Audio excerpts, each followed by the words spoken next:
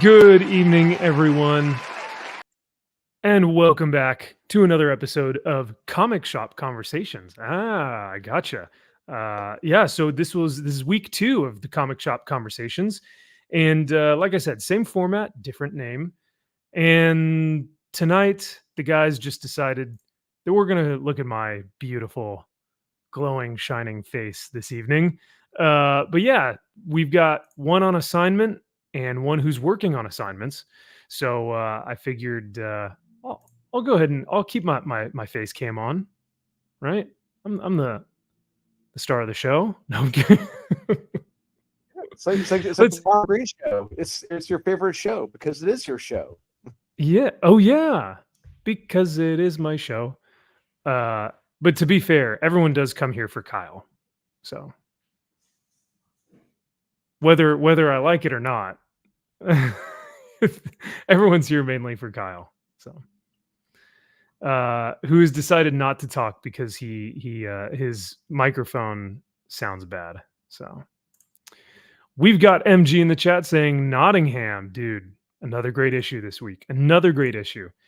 Yes, Josh, I don't know. That's the question that we're going to pose tonight. Is cancel culture still in comics? I don't know. What's happening, Jack Frost? Good to see you, brother. Yes, we unfortunately did have to kind of restart the computer before the stream, so we're glad to be here, though. Thank you. Yes, that is fair. Chris, what's happening, Chris? We've also got Cajun. Hail to you, brother. And yeah, I'm excited to get into some of the books that we read today, or this week. Sorry, excuse me. And then we've got 2 topics that we're going to cover.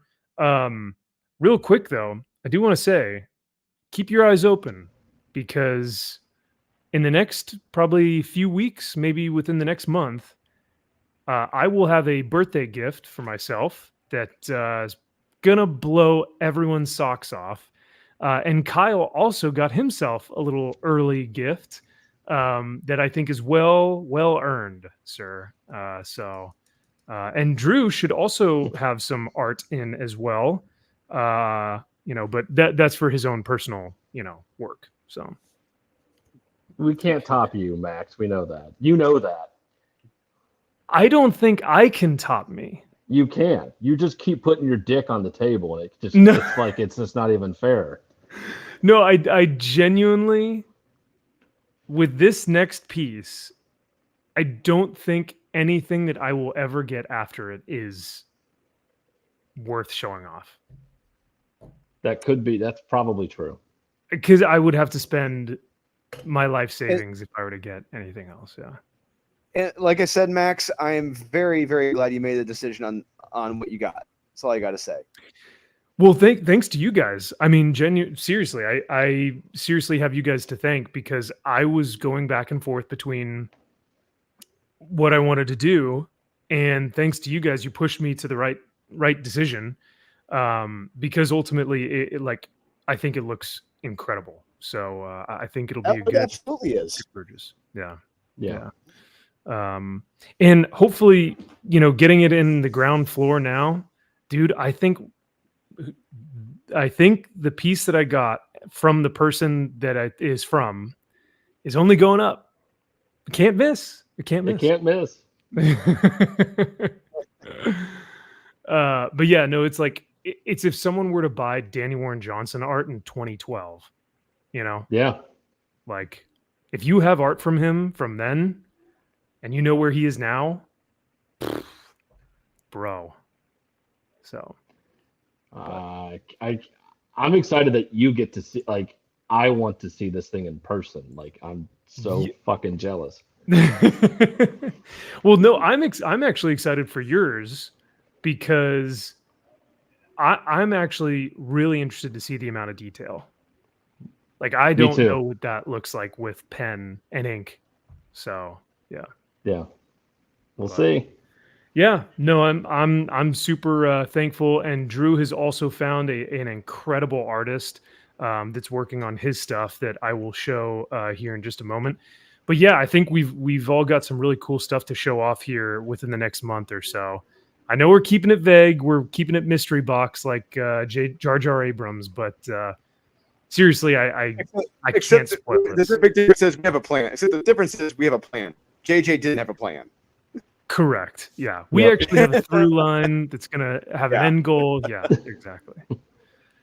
But yeah, no, I can't. I can't spoil yours. I definitely don't want to spoil mine.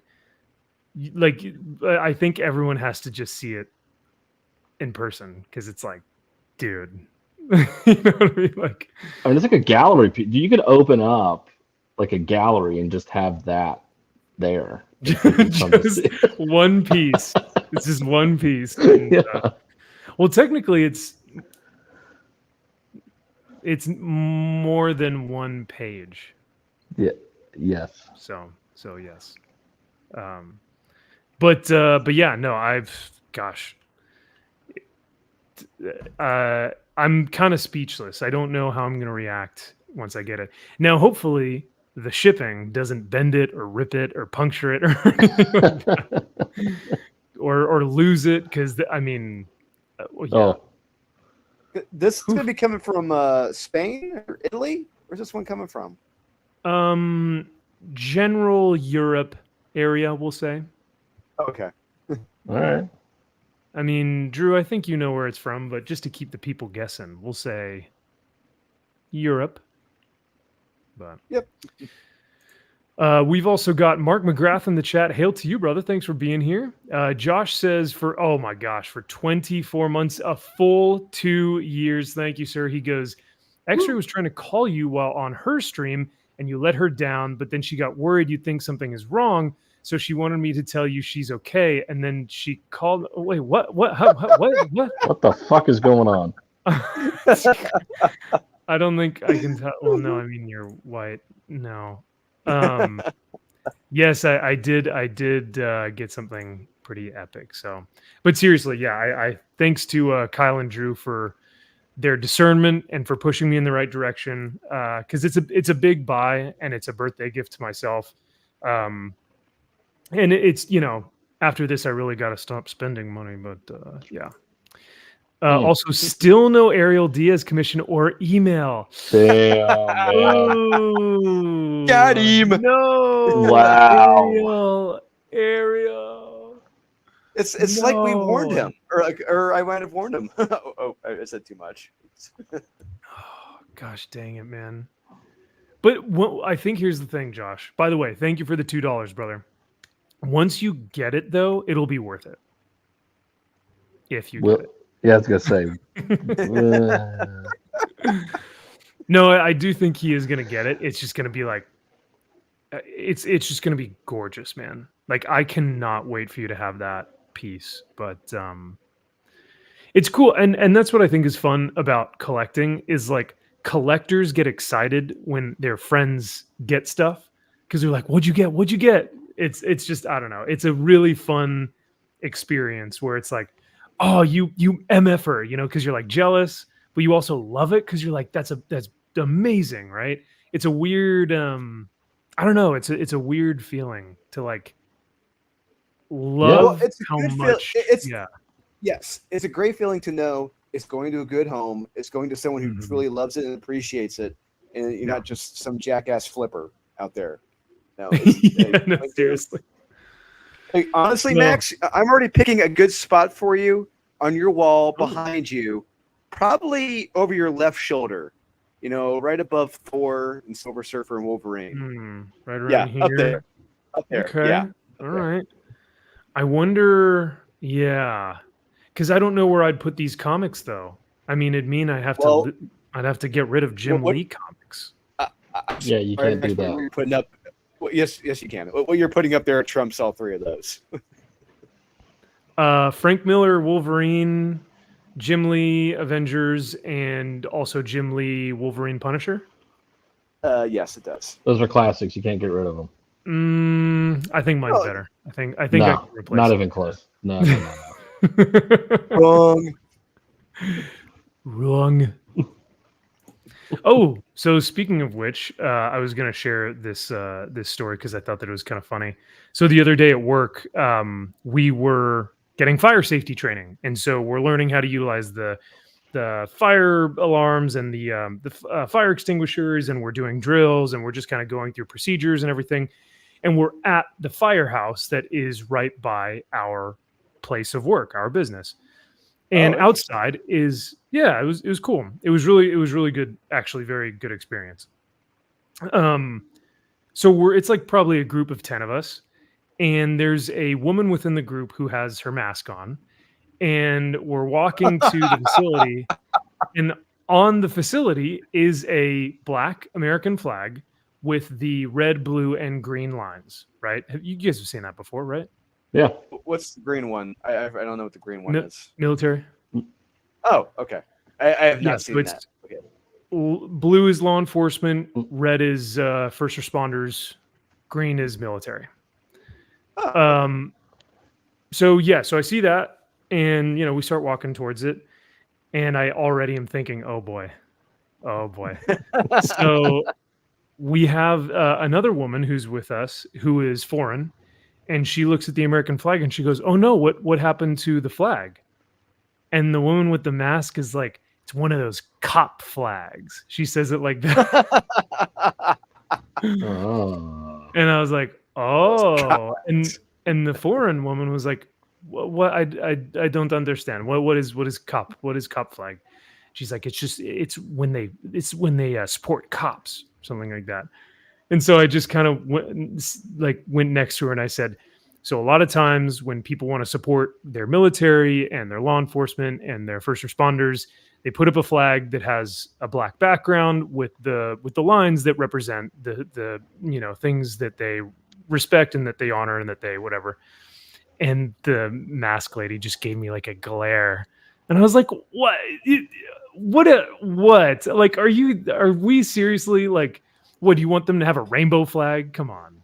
Yes. Well, yeah, I It's guess California. Yes. yeah. You should have coughed on her.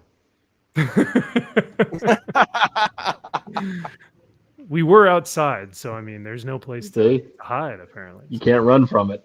Yeah. Please tell me she drives her car with the mask on.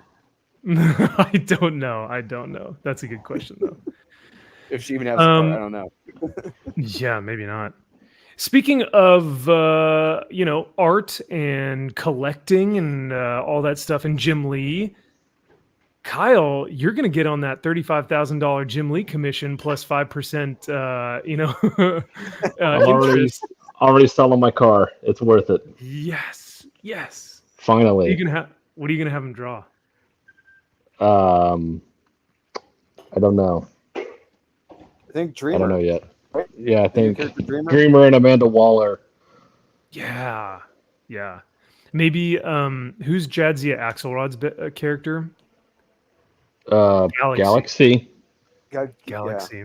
Don't ask me why I know that, but yes, Galaxy. You gotta have the corgi in there. Yeah. Jim Lee's Galaxy, $35K. That's worth it. Oh yeah, absolutely. Could you imagine if someone paid that and he's like, "You want me to draw what now?" Who? He's like, not like Wolverine or Batman? Like, no, your good stuff, you asshole. No. Come on. Wait, You're the one running the show at I was gonna say, you make us think I hired these people to work here or something. Jeez. You did. Yeah, Jim should know who Galaxy is. So You would hope. yeah, that flag's better, Josh. You're right. Thank you. A straight line from Jim Lee cost $35,000. Hey, it'd be the straightest line out there, though. Would it be? Yeah, it would. I think it would be lazy. It would be straight, but it'd be lazy and it'd be really small. It would just be like, Very Asian, but yeah, I honestly think it would be the best. we have the best lines. We have the best commissions. We have the best. Straightest lines. Everyone says you got the straightest lines. Everyone says it. At the LCS, there are a couple of customers, one's gay and the other bi, and they are all on the Pride comics. Why do you not go all in on that stuff too? Me? Why don't I go all in on Pride comics? That's a good question. Why don't you, Max? Yeah, why don't you? I have read them before, and I think that we have it's the same thing. We we've commented on it before, and it's the same comic over and over again, and nothing changes. And it's like, all right, well, I guess this is what it is now. So, and also that we're bigots. So, I mean, that's the biggest reason, though. That tracks. Yeah. Yep. Oh, Jack was talking to Josh. Oh, Kyle can confirm that. this is true, Josh. 100% agree. I guess I would be more into them, huh? Yeah. Well, let's we were talking about art earlier and getting into some art and collecting and stuff. I do want to show off some recent art that is from our very own Drizzleberry Pop Tart. This is the newest page, correct? Correct. Newest page from Unholy Nightmare from Aurelio Mazzara. He is. It's amazing what he could. He's sick once again, but he's knocking these pages out, while he's sick, and it. I don't know how he does it. He's just killing it. It's every page. Got about 3 pages to go, and he's been a trooper. But yeah, I love it. That's impressive. That's super impressive. Yeah, I'm really digging this bottom panel here. Also the speed lines. I like the speed lines here. Yeah, but, that's one thing I really wanted to incorporate. You really wanted to incorporate the speed lines. So I was like, yes, absolutely, do it. So there'd be plenty of panels with the speed lines. Yeah, hell yeah. No, it looks great, man. This book is really coming together, and yeah, we are like finalizing pages right now. We're at the finish line, baby. So yeah, we are. We're right there, and it's a great feeling. Yeah. Now this is new. Our very own Kyle, not Kevin. This is his first introduction into the realm of potentially making his own comic book, and this is the first exclusive look at the inked interiors for Kyle's creator-owned comic book. Kyle, what do you got to say? What are we looking at here? Looks very eerie, very ominous. Right. Yeah, this is page 2. Page 2 of the book. I'm working with an artist, Lorenzo Nicoletti. Nicoletti. He's a super nice guy. I found him through some Facebook groups, or he reached out. He was interested. I sent him the script, and this was one page that I wanted to see how he interpreted it, because I had it a certain way, and he's like, I think it would look better if we do it kind of this way. And I'm like, all right, we'll see what you got. And he pulled it off. He nailed it. He got exactly what I was looking for. And I'm super excited to see where the rest of this goes. But he has the first 5 pages done and inked right now. So he's chugging along. It's fun working with him because he's excited. He's, willing to work with me. We're collaborating a lot. He's taking notes. He's saying, I think we should try this. And I'm like, cool, let's try it and see how it looks. And this is super exciting. I'm super excited for this to finally start becoming a thing. And yeah, man. This is how many years in the making? A couple of years. It's been sitting on a shelf for a long time. So I'm excited to see it come to fruition here. Hell yeah, dude. Same here. Can you give us a little bit of a plot synopsis, or do you want to hold back until we get some more? Like, do you want to reveal that later? Or? So this is issue 1 of a 6-issue horror anthology series, all taking place in a time frame in Indiana history. These are all historically based, so it's all historical fiction. It's my interpretation of actual historical events that took place in Indiana throughout history. And what was your first recollection of coming up with the idea? So I I came up with this. So it was originally I was gonna start writing a short story. I, I actually had the idea back when I was still in law enforcement, and I was just coming up with a theme and just kind of dealing with a lot of what I was going through at the time. And I'm like, I think there's a story here. So it started brooding when I was at work. So I would just kind of work on it while I was like on duty. I had a legal pad and I would just kind of jot notes down. And then the more and more it came along and talking with Sean, and I'm like, I think this could be a comic book. And then we started going back and forth, and then I started doing some more digging in the Indiana history. I'm like, there's a lot of fucked up shit that's happened in Indiana.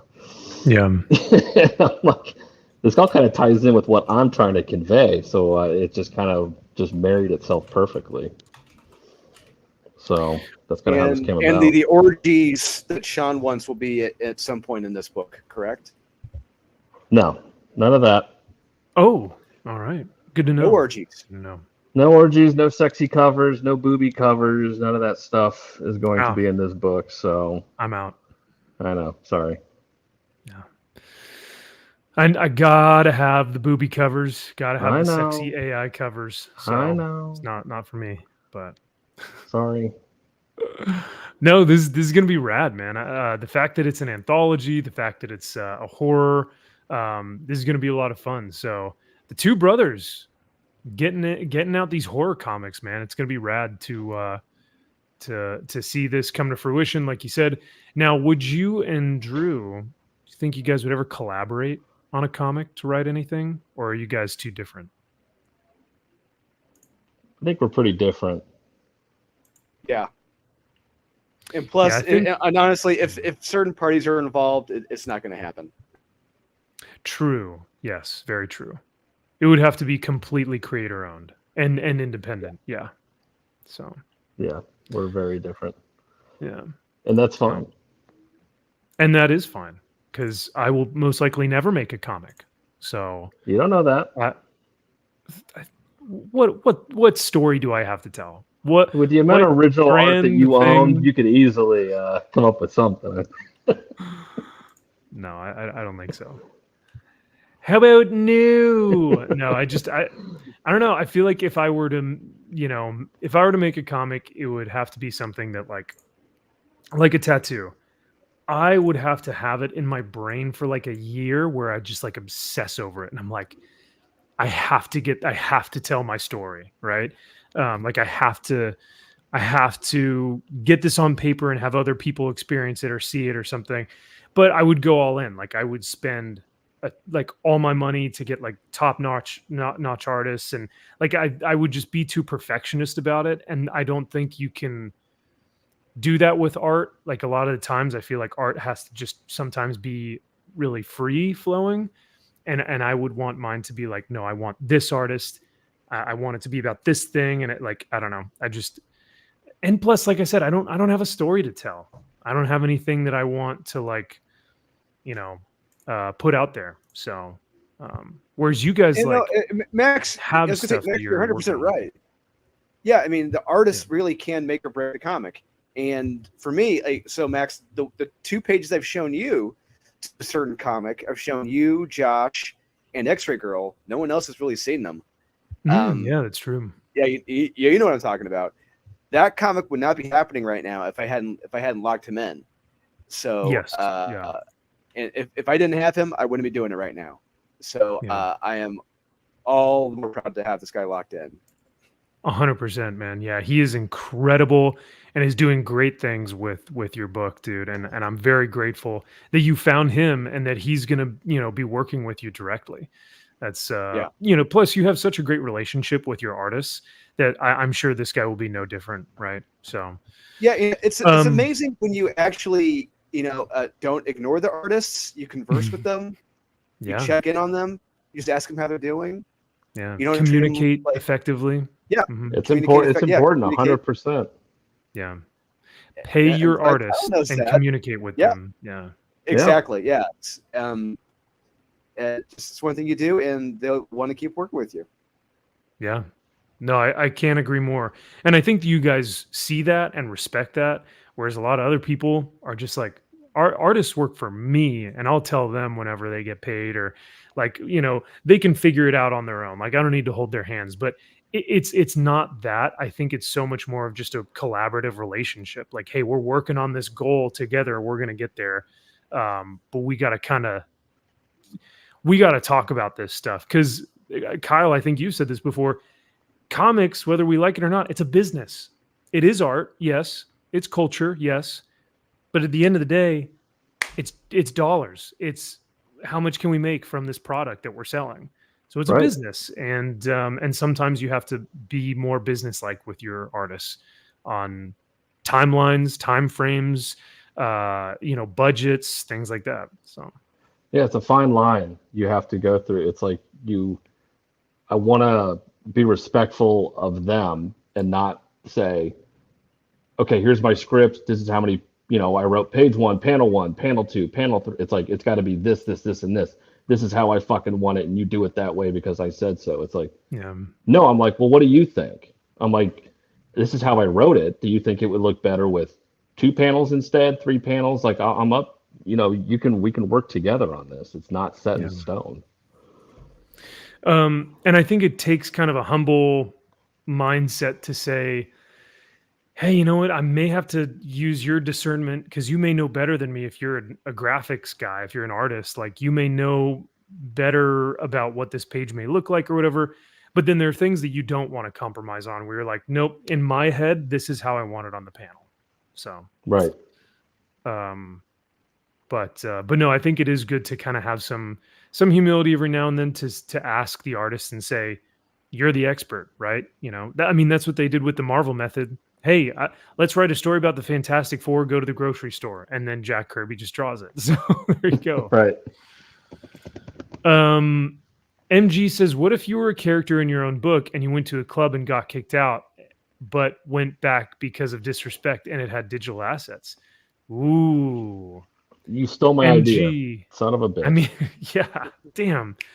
Now, would my character, so I write myself in the book, would my character have trained myself to do extraordinary things, but one of them would not be flying? Would I get, maybe I can be falling, right? And then all of a sudden I fall into a car. Wow. What do you guys think? Is that I'm sold. I can picture that right now. Wow. Am I onto something here? I think I might be. You're onto something. Can't miss. No, can't miss. No. That's a must miss. It's a must miss. Yeah. So, but that's creator owned stuff.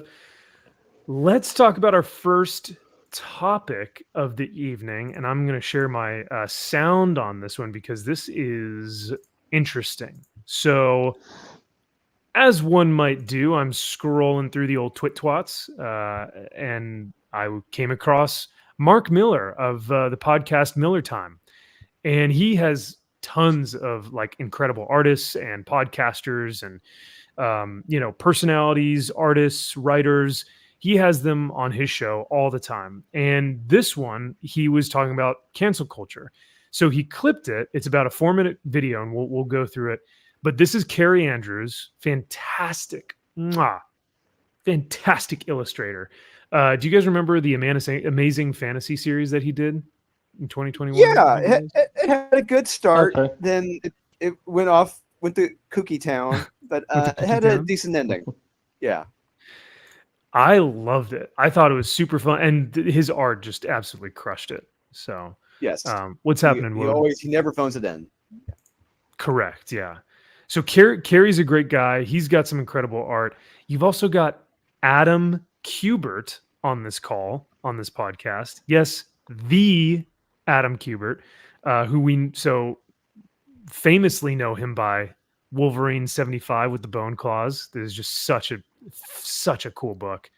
And then some other guy, some other turd that Kyle really likes. So because he may or may not have wrote a book that Kyle is famously in love with. So But yeah, so I'm just gonna play this, and we'll kind of play and pause. If you guys have anything, let me know. But this is Mark Miller talking to these three gentlemen about cancel culture in comics. Like rejection can destroy your life. Like if you're canceled, if you're publicly humiliated, if you're shamed, you will lose your job, you lose your income, you lose your family, you may go to jail. Like all these things, it's such a high stakes. It's a weird, like I don't think life has ever been more high stakes socially. I don't think we live. That's such an interesting way to phrase that. Social high stakes. Yeah. You know what I that's mean? true. Like the fact that just being socially interacting with people can get you canceled because of something that you might say, maybe Socially. didn't even say. Yeah. But- Living as much like Go ahead, Drew.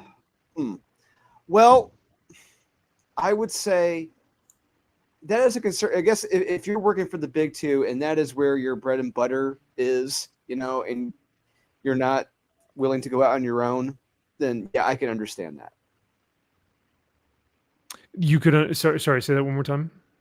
I can understand how you'd be very socially concerned about that if your bread and butter, if like your livelihood, if most of your work is with the big two, Marvel and DC. Yes, like if you were a career comics creator where your income is based off of what you are writing or illustrating. Yeah, but we've seen we have seen several creators who have been able to converse with people outside the norm, and still succeed. Great, Yeah. Not one, not two, not three, not five, and over a dozen or more. Yeah. This is kind of interesting. MG says, "What if Dennis Camp was on your show and he said cancel culture didn't exist? It was just criticism. Then he said he wrote his personal politics into his book." No, it's consequence culture. Mm. Oh, that's right. Thank you, Drew. Yeah. Yeah, that's true, Josh. What was the other thing I could? Oh yeah, so we'll keep going. civil strife as we did through the civil rights era, that sort of thing. But we live in such a fucking war of social tyranny. That's a crazy term too. Social tyranny. I mean, that is what a cancel pig is, using social tyranny to weaponize against people. That's not exaggeration. No, not at all. At least I don't think so.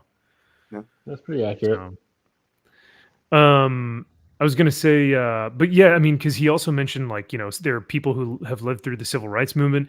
There are people who have lived through, wars, like multiple wars, and now people haven't lived through anything like that, so they're making stuff up to feel like they have a purpose or some sort of cause to fight, right? And so their cause, I guess, is this kind of social tyranny that Carrie's talking about here. Social conflict, social danger. I feel like even doing a podcast with some friendly chums here. Yeah. I say the wrong thing, my life is over. It's a weird state of mind, and I think for most people, the natural response to that is I better just say nothing. I better do nothing. I better not make anything. But I think. Do you guys think that that's fair? Like that a lot of creators are holding back because they're afraid of being canceled? Oh, it's true, 100% true. I've talked to our buddy Joe Corallo, and I've talked to others within the industry, and a lot of them say they cannot say what they really think or feel for fear of reprisals. It is true. Yeah. It exists. It's out there. Yeah. Yep. And I wonder if comics are suffering, like if the art is suffering because people are holding back with their art. They're not making women voluptuous, or they're holding back with their storytelling, and they're going, I don't want to get into this this topic, or maybe we should talk about BLM because that's culturally, really big in the news right now, but we won't cover gun control. Like just things like that, where it's like they'll do what's safe and not necessarily the thing that's going to actually maybe cause a conversation to happen. because there is no conversation. If you're found guilty by the people, by the cancel pigs, you're done. Like Carrie said, you could be on a podcast, say the wrong thing, you no longer have a job after that. That's pretty terrifying. Yeah. You could be working for Disney. You could be on a date, and you could say that, everything about Disney is garbage and everything. And before you know it, you're fired later that afternoon. Yep. You could say that Disney is not hiring any white people and that they are only hiring them for CFO positions. And yeah. So, but yeah, no, it is kind of an odd thing to think about that we are. And I mean, well, I'll bring this up once the other gentleman speaks here, but once you hear what he says, I'm going to bring up Ed Piskor because I think we all know what happened there, but I'll continue to play the clip. Actually, the better response, the more helpful response is to just fuck you. I'm just going to do it. I think the cancel. That's pretty rad. I love it. Yeah. That's what it should be. It's like, you should be careful about this. Like, no, fuck you, I'm doing it. I don't care. Yeah. No, like 100%. Like, I think people are fed up with cancel culture. Like, I truly think people are sick and tired. And granted, most of the people that are on this panel are all leftists. Like, they're probably all far leftists. And yet even they are still like, dude, cancel culture has gotten way out of hand. So I'm glad that you've got guys like Mark Miller, Carrie Andrews, Adam Kubert, who are just going to be like, F you, man. I'm making my art. Like, I'm going to do whatever I want to do. If I want to tell a story a certain way, I'm going to do it. And damn those who want to try and cancel me. So that's takes balls. Does. Yeah, it does. Especially when you work with Marvel and DC, it absolutely does. Yes. Yeah, another woman who is canceled. You could say your pronouns are beep, bop, boop, and then, well, she hasn't won anything in a lawsuit at all, MG. But I think if we can get to discovery, hey, that would be great. But no, that's more valuable than any dollar figure. That discovery. Yes, 100%. So. Cancellation thing is a bit overblown. So now we get to someone who is wearing a Hamas like is this Sally Ahmed? No, Please no, tell me this it's is Sally this is the writer of Kyle's favorite book, 20th Century Men. Oh. Yeah. So Dennis, whatever the fuck his name is. Dennis Denim Chicken? Yeah, Denny's Camp. Yeah. Dennis Camp. Denim Dan? Dennis Camp. Looks like fucking Cat Stevens. Who is this fuck? Dude, like the beard and the Hamas like scar, I'm just like, what is happening right now? But yeah, he is going to say that cancel culture is overblown because marginalized people and those voices that were never be able to be heard are now being heard, and people get offended and don't like that. Cocksucker. All right. Oh, excuse. Sorry. Oh, you okay? Sorry. I think I'm you good. may have Sorry. off there. Yeah. Yeah.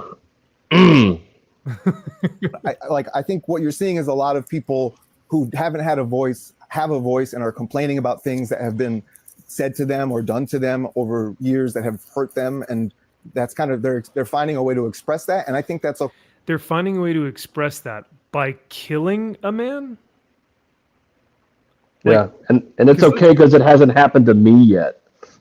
Right. Yeah, because once the cancel mob finds Dennis Camp Chicken, Dennis Camp, right?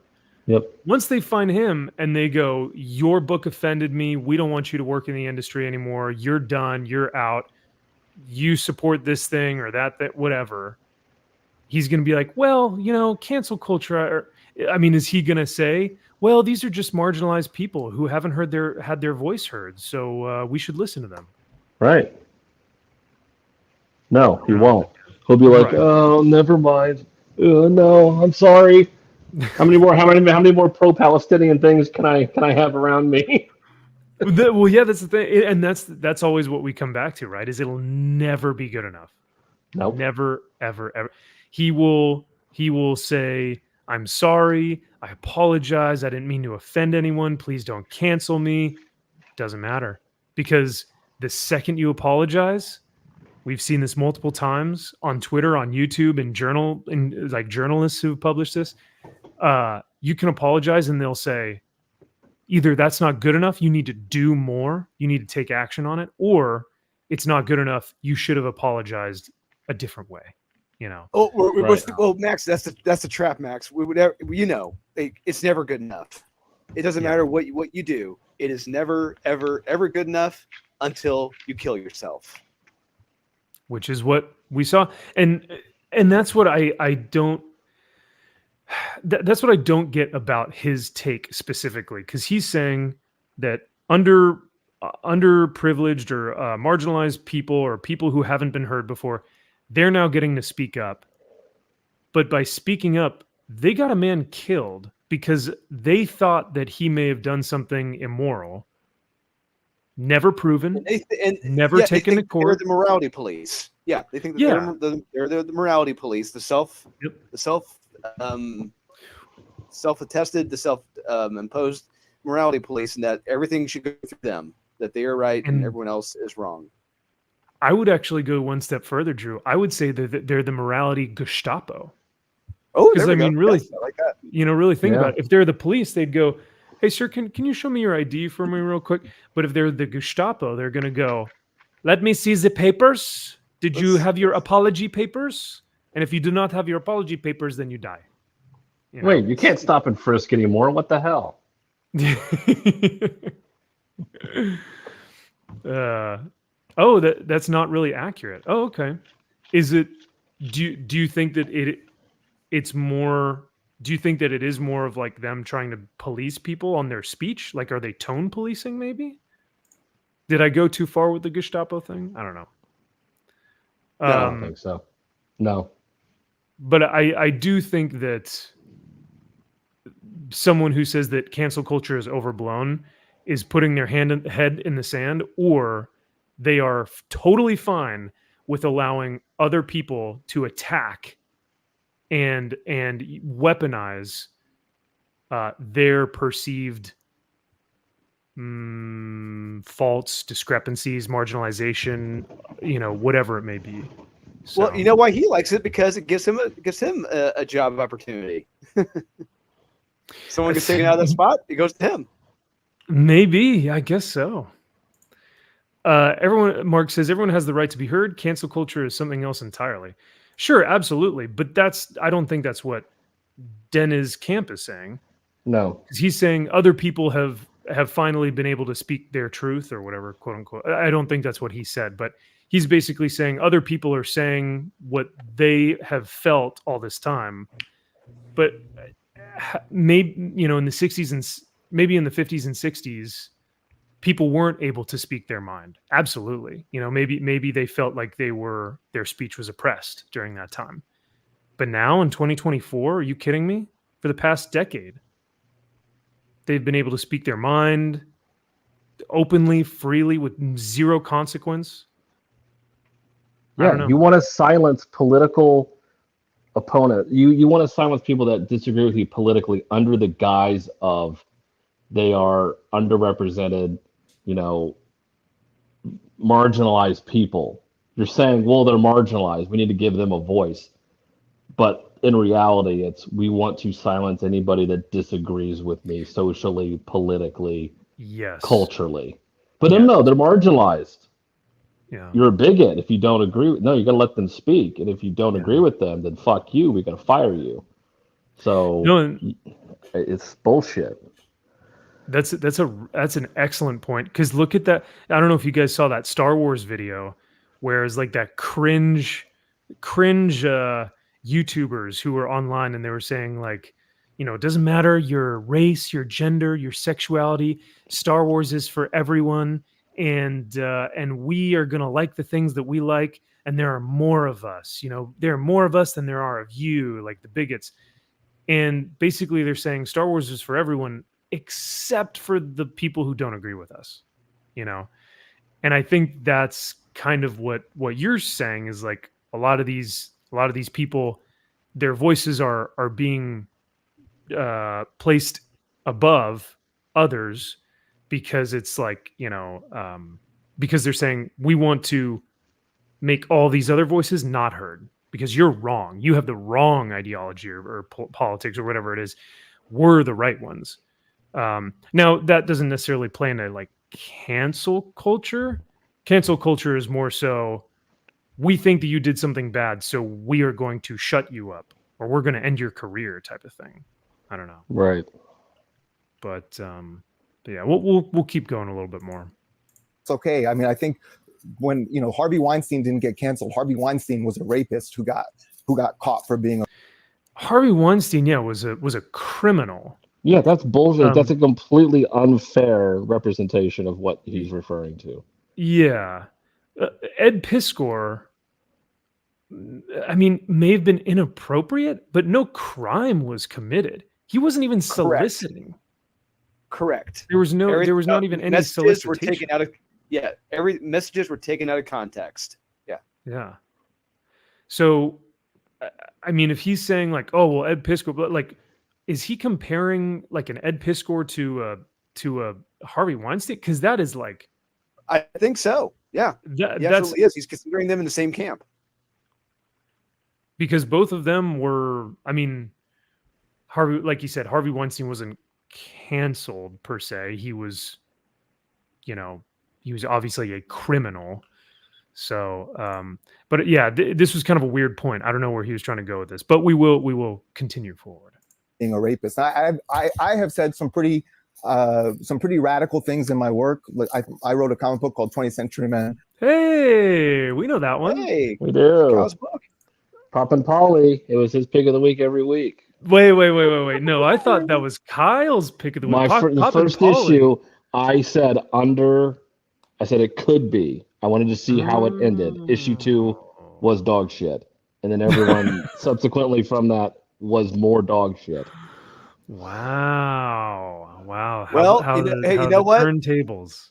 Well, you know what? The great David Mamet, my favorite writer on the planet, he famously said, "Everyone can write a great first act." And hey, he did.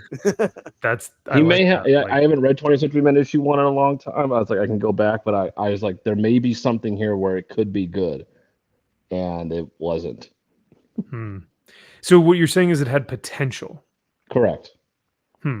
Okay.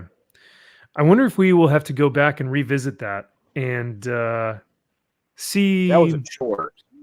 if there's any validity to your statement. There might be. Again, book- it came out when I don't know when that was. It was a while back. But Yeah, at 'cause least it's 2 years ago.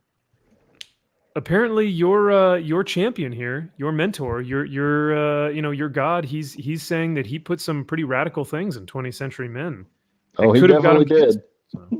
Yeah. Well, I don't know about that, but because it was a bad book, the book would have got canceled.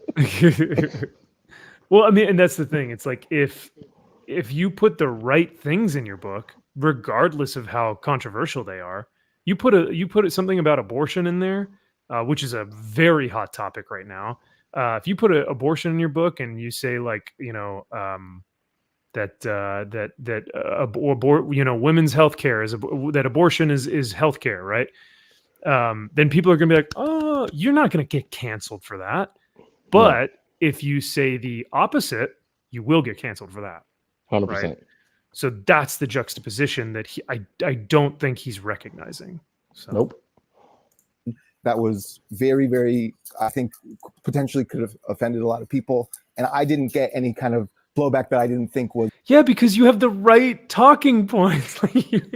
Yeah. You didn't get nobody blowback. fucking read the book anyway. So Well, that too. Other than Pop and Polly, but yes. It was pretty normal. I think what you're seeing is a lot of people who haven't been challenged for their views are starting to get challenged for their views, and that is hurting them or offending them in their. wow. Whoa. Have you guys been challenged on your views? Do you guys feel like you're hurt now? Are you offended that people are that people No. are challenging your views? Hey, listen, Shit. my view from the beginning of my life in 1993 when I was birthed, my views, my politics have never been the popular thing ever in media, in culture, in art, in whatever. There has never been a moment where I have felt like, wow, they're really representing those Christians well. Or like, Right. wow, look at how well they're representing conservatives. Wow. Not once. So I don't know. You guys can disagree with me though, but I don't feel like we've ever had something that's like, go Christian conservatives. You know? No, I'm trying to think. Has there been anything? I gotta go back in my Rolodex and see. Maybe like 2001 when everyone was like, fucking let's go America, you know? Yeah. But Yeah, that's probably about it. Yeah. yeah. You got Toby Keith out there. Yeah. Where were you when they built the ladder to heaven? Cancel culture is just criticism. Dennis Camp. Yeah, that's basically how he's saying what it is. No, yeah, that's actually to really sum up all of his talking. That seems like what he's trying to say. It's a good point. Zach says, when marginalized people think for themselves, these people destroy them. Mm. Oh man. I was 11 when I was born. Ooh. Chris, so you're 41? That's 41 years young. Yeah. They're making That it is a white. little bit overly sensitive. Now, I'm not saying that's universally Oh my god. Wait, hold on. He said overly sensitive. sensitive. Now, I'm not saying that's universal. He's calling the people in cancel culture overly sensitive. You people killed a man. Yeah. Well, he But was we're just the overly o- sensitive. He was just too But sensitive. no, you're right. I guess we're overly sensitive. You can't be called by the wrong pronouns, but we are overly sensitive. Yes. Yeah. You know what? Yeah. That's no. Actually, no, Kyle. He's right. He's right. If someone is teaching my kid, about transitioning, I'm gonna be overly sensitive. So that he's right. He's right. I That am. tracks. Yeah. No, it tracks. So, but I do think it's a little overblown, the I- idea you know, that we're going I- to get canceled. Is he in a bathrobe? Mark is in a bathrobe. What an absolute Chad. I love He it. like just got out of the shower in his mansion, and he's got like a pimp robe on, like his who's the Playboy?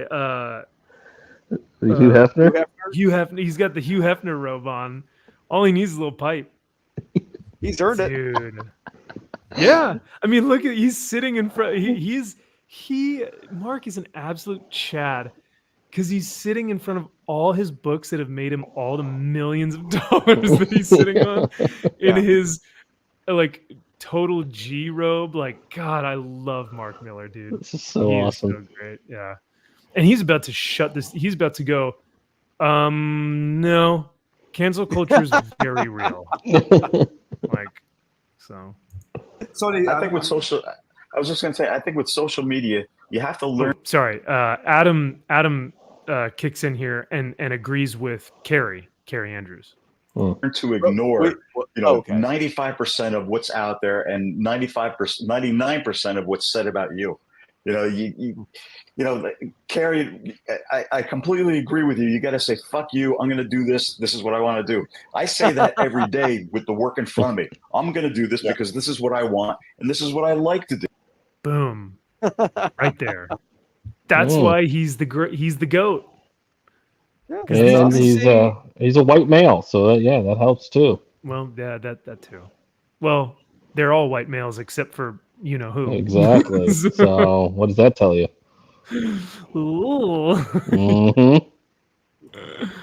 No, but I mean,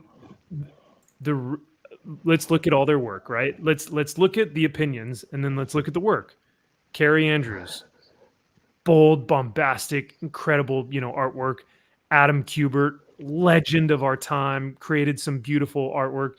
Mark Miller has I would say maybe most has made the most money from his comics than maybe any other creator other than Alan Moore. All three of these guys, top of their game. And what have they all said? Fuck cancel culture. I'm going to do whatever I want. So, Yeah. To do. You know, I'm not in this. I'm not drawing comics because for any other reason that this is something that I love. I love telling story with pictures, period. Drew, what he said here, that always, I feel like this is something you resonate with a lot too, is because like Adam's just straight up, I do this because I like it. I don't do this because I want to put, you know, I don't do this for the paycheck. I don't do this to like insert my politics anywhere. I just like it, you know? And I think that's what's really wholesome and just genuine about Adam is like, he's just like, I could choose anything else on this world to do, but I love writing comics, you know, or Yeah, sorry. Same here. No, you're right, Max. I do. And it's, Aaron had to remind me not too long ago. He's like, I'm in a position to say no with the work I've gotten, with the notoriety I have. He said, you can say no now. And it's a great feeling. When there's a story, someone pitches you and you don't like it, it's like, just tell them no. It's like, all right, no, I'm not going to, I don't want to do it. Yeah. For any other reason that this is something that I love. I love telling story with pictures, period. I totally agree that doing the work is the best thing you can do, and doing work that's true to you is the absolute best thing you can do. I just disagree. I feel like everybody here has been very successful in doing work that way, right? Like you know, everybody has a career, everybody's been able to make money, everybody's been able, you know, so it's a few people getting angry or complaining about things maybe that for them are legitimate is not really canceling. I mean, it's just bullshit. It's just having a few people. Just a few people. He is fucking insane. Yeah. There aren't mobs attacking, you know, creators or actors or actresses or anything like that. Said beep bop boop in their profile. So. Or news reporters going to those people's homes, family members' homes. Yep. On showing their address and speaking to their family members. Yeah. But yeah, it's wow. You know, at least he's being cordial. He's like, listen, I agree with this, but I disagree that you know, he like MG said earlier, like he's just being like, listen, I don't think cancel culture is that bad. I just think that people are giving their feedback. I'm like, ooh, no. You know, hey, I mean, hey, the Nazis did a few bad things. You know, they may have had a couple camps, but no one was really dying or anything there. Come on. I mean, they were just giving the Jewish people feedback on their work. Well, and ironically in all of this, he's talking about how those marginalized people need a voice. And he's saying that there's a few people who this is happening to who are now marginalized. So shouldn't they be having a voice needing to be heard because they are now marginalized, according to him? Because there aren't that many of them? Well, see, on the ladder of oppression, on the pyramid of oppression, Kyle, no matter how marginalized a straight white cis male, no matter how marginalized he is from or ostracized he is from society, he is still a straight cis white male, which makes him unoppressionable. He can't be oppressed. And so you've got that's why men are, you know, killing themselves in Minecraft at a higher rate now more than ever, because they feel like they are being ostracized. They feel like they're being forgotten. They feel like they're getting completely turned to, you know, pushed into the corner and turned away from. And so you bring up a good point though. Are they marginalized? But on the ladder of oppression, no, they're not. They are still a straight white cis male. So yeah, interesting. We've got Flaccid Phoenix for 2 whole years for the queers. Woo. So here's 2 years for the queers. Woo! Thank you, Flaccid. I appreciate it, brother. 2 years for my favorite queers. Member for 24 months. Shout out to you, brother. Thank you, seriously, so much. And yeah, hope to talk to you soon. Maybe we can stream soon because we've got some fun ideas. But yeah, love you, brother. Hope you're doing well. Let's get back to some of this. Getting feedback from a lot of people that we haven't had before, and so it's just part and parcel of being creative. We're putting ourselves out there. Yeah. I disagree. So, like, I think, people have been fired for tweets, or certainly like alienated for tweets. Like James Gunn is a good example. What happened to him. So, I mean, that was real. That was a job he had that was removed from him based on tweets. But he's the head of DC Studios. He is now. Yeah. I do think. So, what do you guys think about that? Because that's an interesting dilemma, right? You've got James Gunn, who someone scrolled through his year. Like, I seriously think someone found it from like 2012. Like, what psychopath is going through James Gunn tweets? So they found a tweet that they disagreed with, canceled him. Marvel removed him from properties and movies that he was supposed to work on. So DC then picked him up because they were like, okay, we're going to take you back. Well, because he was in favor of cancel culture, James Gunn was, and then he happened to have it happen to him, and then it wasn't good. It's like, well, then, guys, we're being too hard on James Gunn because he makes movies we like. It's not fair. It's like, no. This is just the same bullshit tactics that you do. Is it right? No, but we're down here in the muck with you, and that's what happens. Conservatives always have to be above reproach. They cannot go down into the muck with anybody on the left, because the second they do, it's like, see, you're just not as good as. It's like, always has to be a moral high ground. Conservatives always have to take it on the chin and move on and be better than. The second we go down there and play their stupid games, this is what happens. Especially if I can't tell you how many times as a Christian, like, even when we do these streams and we will like bring up a video and we'll give somebody a hard time, we'll be like, dude, this guy is ridiculous, or I can't believe he said that, right? And every single time you get someone who's like, wow, I thought you were a Christian, Max. Max, it says love your neighbor. You can't do that. You can't talk badly about someone. And it's like, love your neighbor does not mean nice. You know what I mean? And I think that's what a lot of people may construe niceness with truth. You know what I mean? Because truth can be harsh, but it can be a moral good for someone to hear the truth. Hey, you're an alcoholic. I love you, but you're an idiot, and you are a dumb MFer because you are ruining your life. And if I don't tell you that in love and with truth, you are going to die, or you're going to lose your family or whatever. But that wasn't nice, Max. That wasn't nice how you said that. Right. Like, come on. Are we really tone policing here? So, yeah. So to your point though, Kyle, yes, I don't think conservatives can play that game, or conservatives can't do that either. They have to be the nice ones. They have to turn the other cheek, and they have to be the accepting and the understanding. Even though the left is the cancel culture is the party of acceptance and love and compassion and understanding, but they're sometimes the most vicious. So. They are the most vicious. I don't agree. James Gunn should not have been canceled. I thought it was absolutely stupid. But he fell prey to the same bullshit he was okay with and stood by and let happen. Yeah.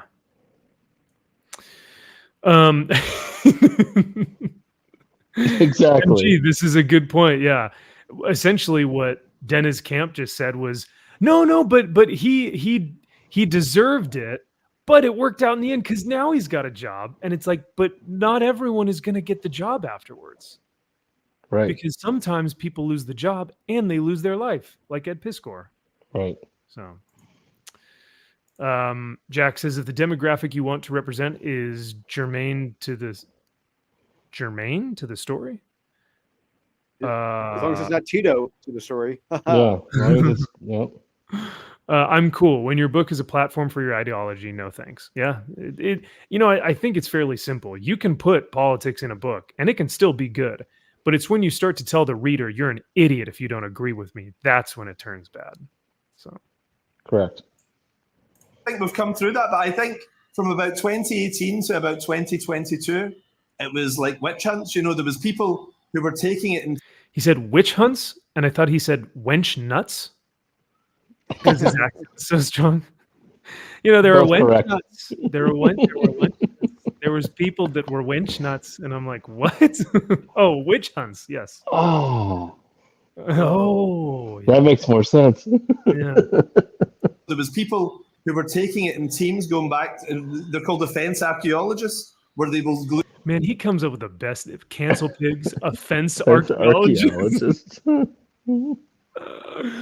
Go through millions of tweets from 30 years ago. Yeah, he's awesome. through 50,000 speech until they find something that could be a problem for you, you know. So that stuff was going on, you know. So James Gunn's probably the most high-profile example. But I saw guys, I can't remember the names of the guys, but there was some guys who were conservatives, you know, who were comic book people, and they just said something like, "I hope Trump wins" or something like that, you know. And they were kicked out of the industry. Ethan Van Sciver. I was just about to say, do you think that Mark is talking about EVS here? And do you Or it could think be he Chuck knows Dixon. that? It could be Mark, or it could be Chuck Dixon. Or Chuck. Or Chuck, that's right. Chuck, Yeah. Chuck was no conservative. Chuck was at DC and EVS was, or no, they both were at DC. Do we have any Marvel Yep, both. Marvel guys that were? No, Graham Nolan floated between both Marvel and DC, but Yeah. Mike Shane Barron Davis was maybe. Marvel. But, you know, Punisher. well, yeah, but with the Punisher, that was well over 30 years ago. Yeah. Germain means relevant to a subject under consideration. Thank you, sir. I learned a Yes. new word today. Not Tito. Yes, not Tito. Not Tito. Tito. Almost, you know, they were alienated and attacked online and so on, you know. And even as a leftist, you know, I'm a member of the most left-wing party in Europe, but I'd be aghast. I was like, you know, we're all here because we like the same thing. We just want to talk comics and everything. And there was a lot of weird stuff going on. I think it was very real for about 4 years. You know, I know some people who wouldn't get work at Marvel or DC for the political beliefs. Wow. Well, there you have it. Overall, what do you guys think? It's a 4-minute clip. I think Mark had some really cool, really great guests on. But yeah, what do you guys think about that? Anything that stood out or anything that we didn't talk about that you were like, oh, I should have said this or anything? I'll take that as a no. I was going to let Drew go. No, it's like I think Mark did a great job with it, and really he gave him a good counter argument to it. And my only hope would have been like if Adam or Carrie had done the same thing. I don't know if they did or not, but I'm glad Mark did it. Yeah, I think Adam and Carrie probably did it the safest way they know possible. Hey, I just want to talk comics. I just want to say F anyone who tries to cancel me, and let's just talk comics, right? Whereas Mark was actually like, cancel culture is real. It happens to conservatives all the time, and it was a serious concern where people were coming at people in mobs, in teams, you know. So I think Mark actually kind of like hit the nail on the head there, or like drove it into the ground at the end. There was just kind of like, nah, man, you're wrong, you know. But Kyle, it's talking about offense and being offended and being so, sensitive. This must offend you more than anything. You loved this guy. He was the best writer all of 2021, I think it was, when you first read his 20th Century Men. That's true. Image had a diamond in the rough with that guy for sure. So, yeah, somebody brought it up in the chat earlier. It is important to have different opinions on your show. That's important. You need that. That's perfectly acceptable to have that guy on there to explain what he thinks the industry is and be able to have meaningful discussions. I think Mark should have had somebody on that has been canceled to explain to that dipshit. It's like, no, this is real. This happened to me. Yeah. You're talking to guys who are legends who will never be canceled. It's like, you're going to tell Adam Kubert he can't work. It's like, are you fucking stupid? Like, no, he'll never be canceled. So like, it's one thing coming from guys that are, yeah, you're on a Mount Rushmore, like you're not going anywhere, as opposed to somebody cutting their teeth who are just kind of like, yeah, I have to toe the company line because if I don't, I'm out of a job. They're, Yeah.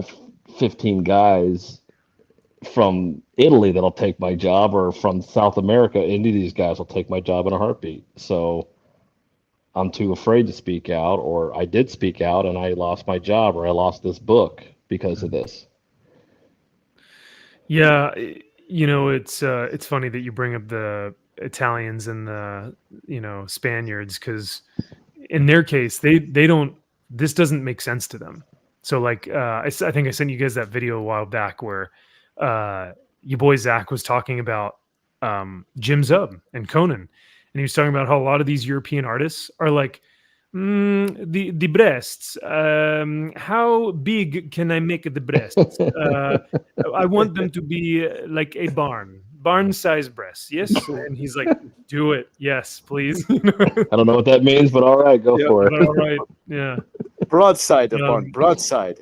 Broadside of barn. Yes. Yes. Big breasts. And like here, they're like, cover them up, shave them down.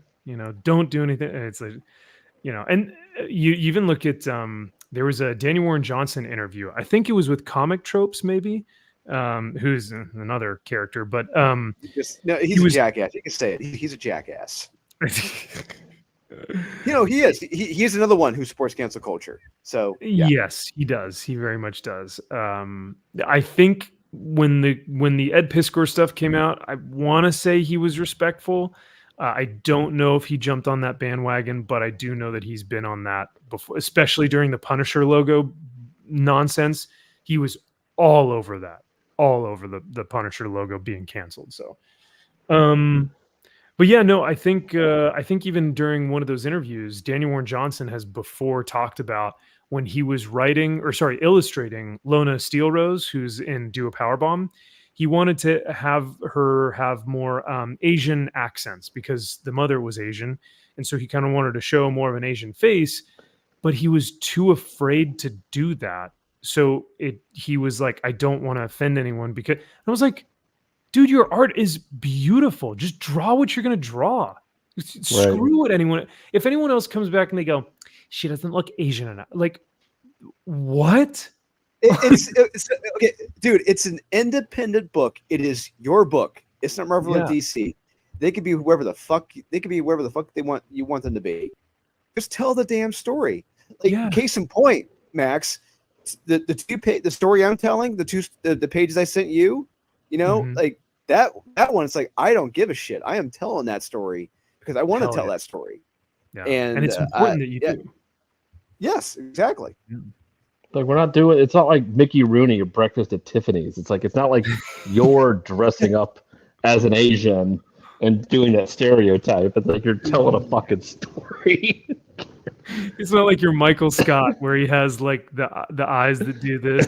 Exactly. And he's like, oh, my name is Ping. And you're like, oh my God. Yes. It's like, that's a little bit different as opposed to just drawing an Asian woman in your book. Like Asian, yeah, making her look Asian. making her, maybe making her have more of an Asian culturally, diverse background. You're maybe going to make fictional her character. Yes. A fictional character he created, not even real. Well, I mean, didn't we have that with I forget which character it was, but people were complaining that her skin wasn't dark enough, and then they made her skin darker, and then they were like, "She's not black." It's like, was it Wonder Girl? Maybe like oh yeah, what's her name? The one who's just Yara Flor. Yara Flor. Yeah, I think it was her. Yavin 4, yeah. Yes. Dominic says John Malin was the big one that explicitly got removed from Marvel for being right wing. It's one of the reasons Richard had him draw Jawbreakers Lost Souls. What's funny is, like, I believe it, but I also believe that John can be a bit of a dick at times. And so I'm sure that it may not have helped his case.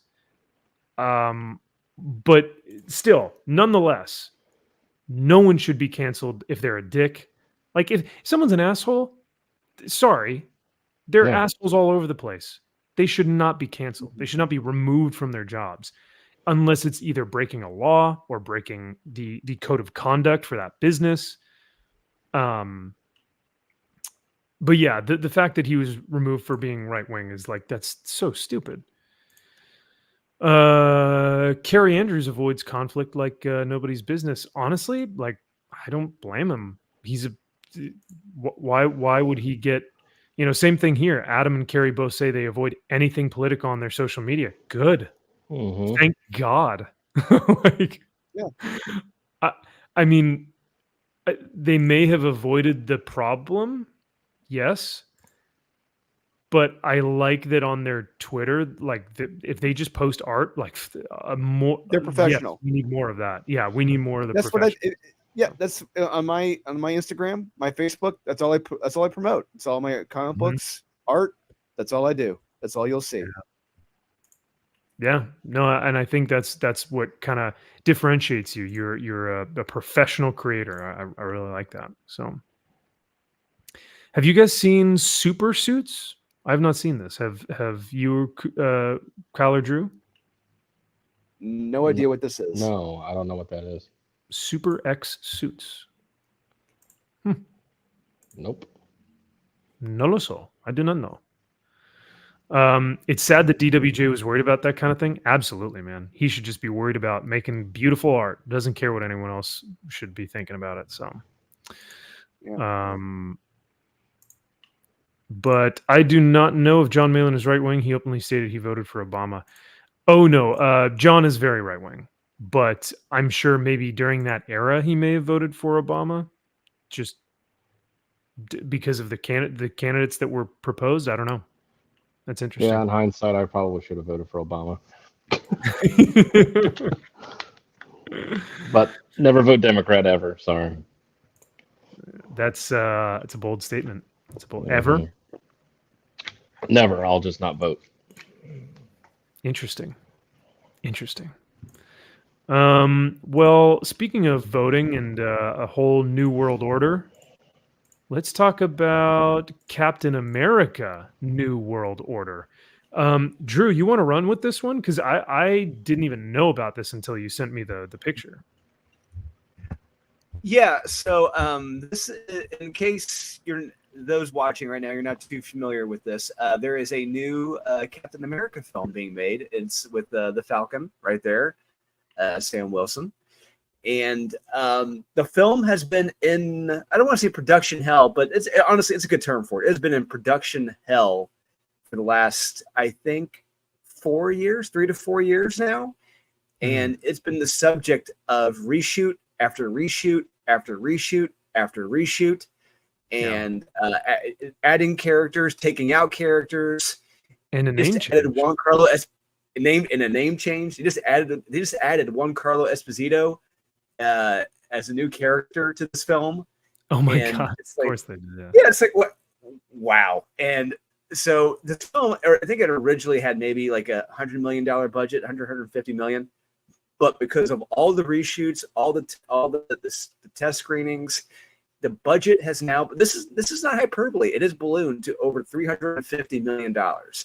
Now, the best gauge to see like what the overall budget is to take that production budget, add in the media budget, which is roughly about the same cost, if not a little bit less. So it's roughly, the budget of this film was probably roughly probably $750 million was this budget.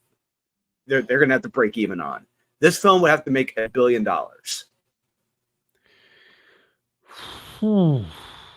I mean, this was Indiana Jones and the Dial of Destiny budget, right? I mean, pretty similar to it.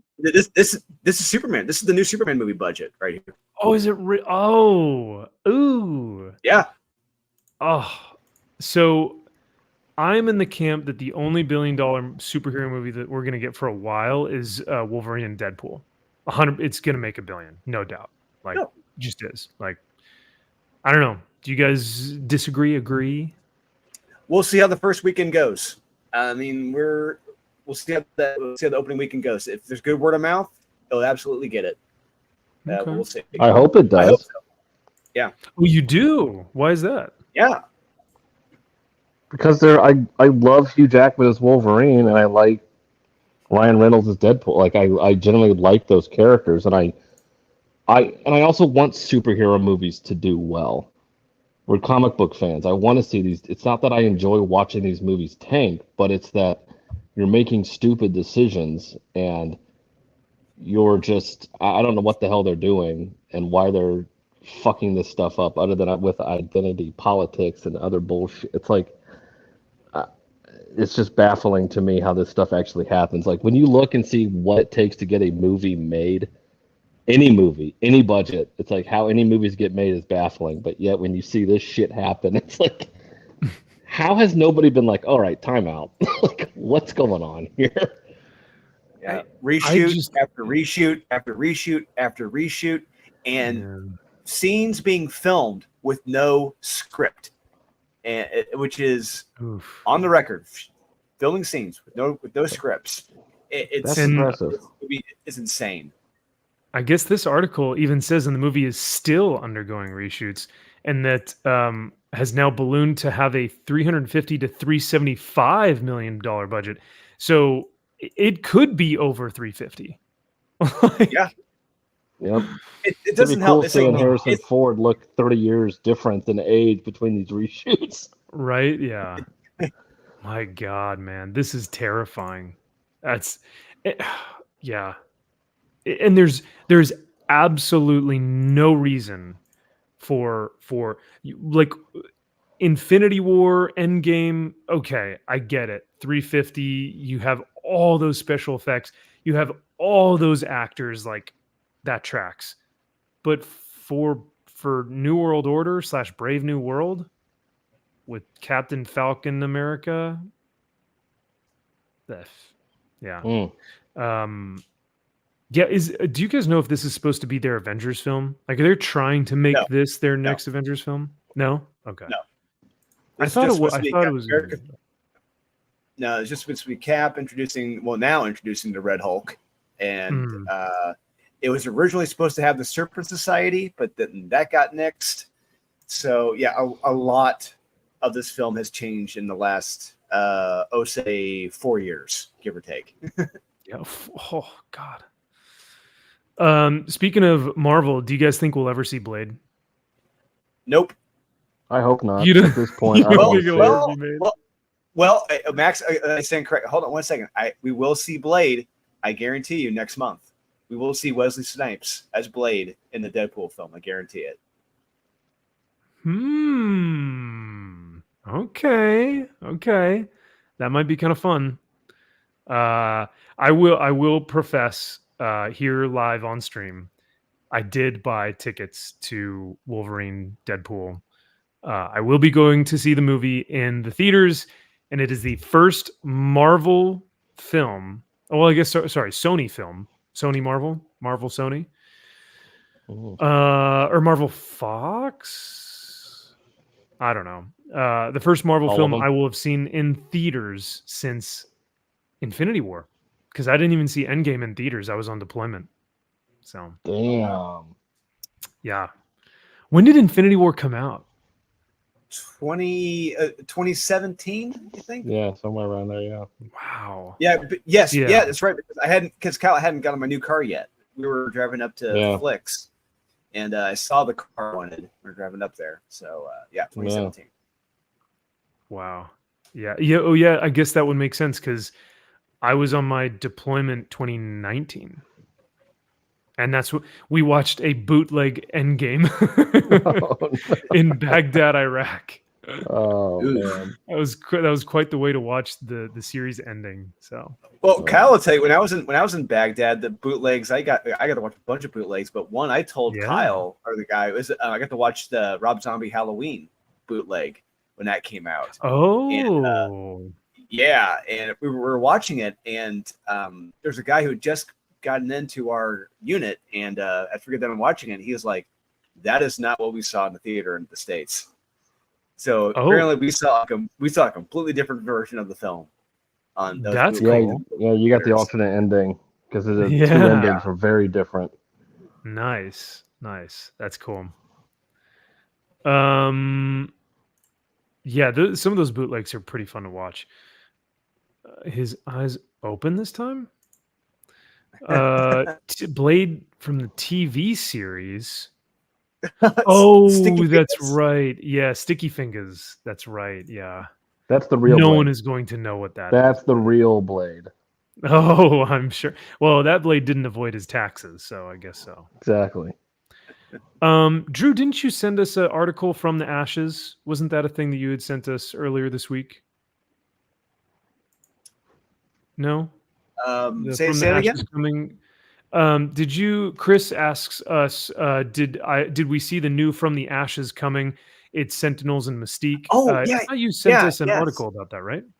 Yeah, I sent a link. I guess one of the new series coming out is Sentinels, and it is, I guess, individuals who have been programmed, as Sentinels to hunt down mutants, and I applaud them for that. That is a perfect fucking concept, and this is the concept I was fucking pitching, like 2-3 years ago that I would be doing for the X titles, like a society of just like the Friends of Humanity or whatever, hunting down the mutants. That from that point of view, and they're finally doing it now post Krakoa, which sucks, but it would have been perfect during Krakoa.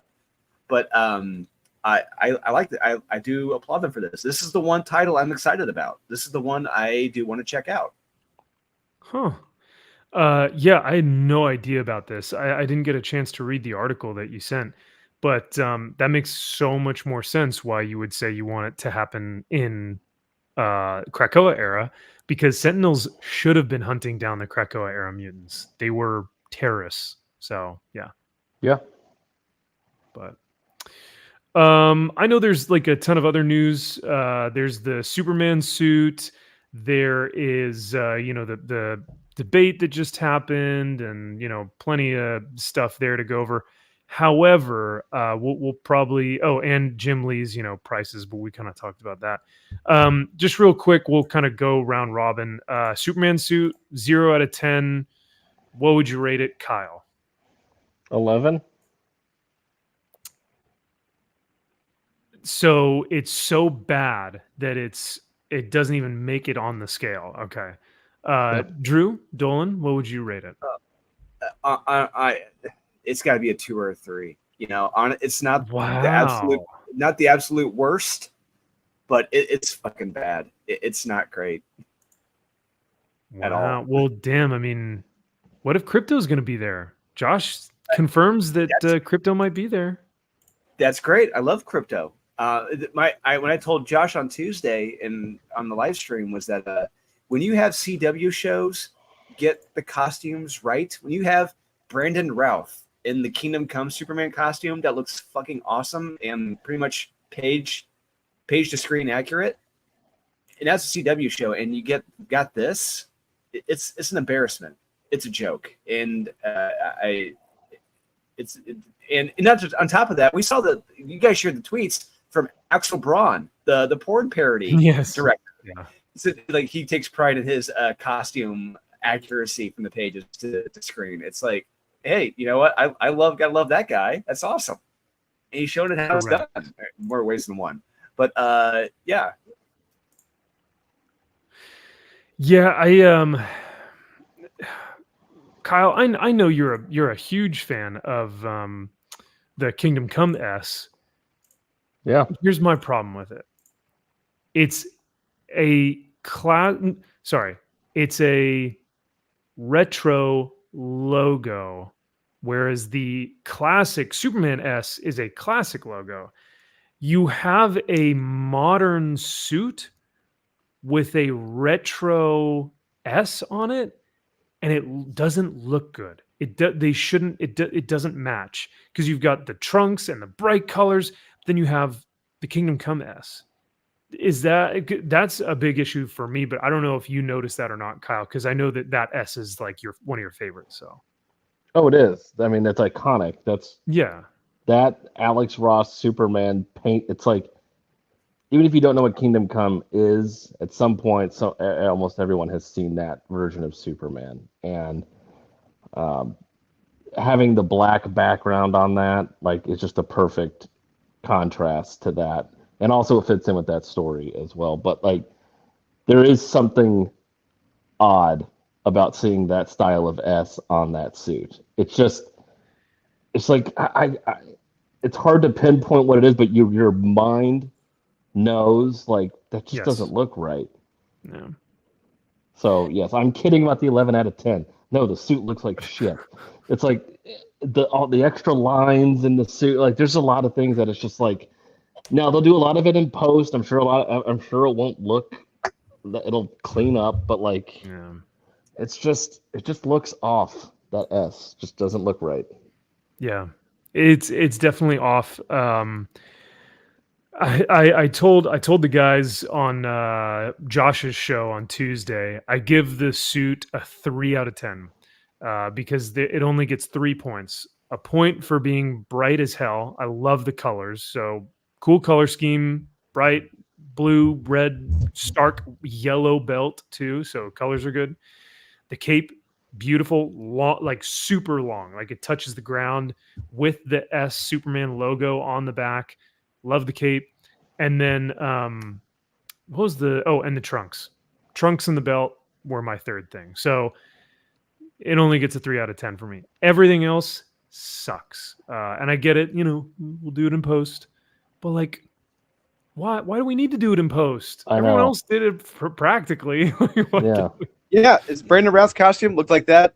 Not done in post. Christopher Reeve, not done in post. Dean Cain, not done in post. And Henry Cavill, mostly done on screen except for the cape. Cape was done digitally. But Correct. Yeah. But yeah, I think everything else is brutal. I know Anna gave it a 0 out of 10. She's like, I hate it. It's the worst thing ever. Take it off the screen. She doesn't even like Corn Sweet. She's like, he looks like a twink.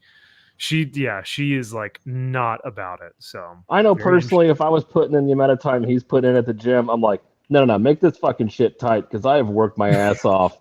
I want these fucking muscles to show. Damn it. You're like, bro, you had me on a diet and a regimen for like the past 4 months, 3 months. You can't even make this thing form fitting. Come on. Right.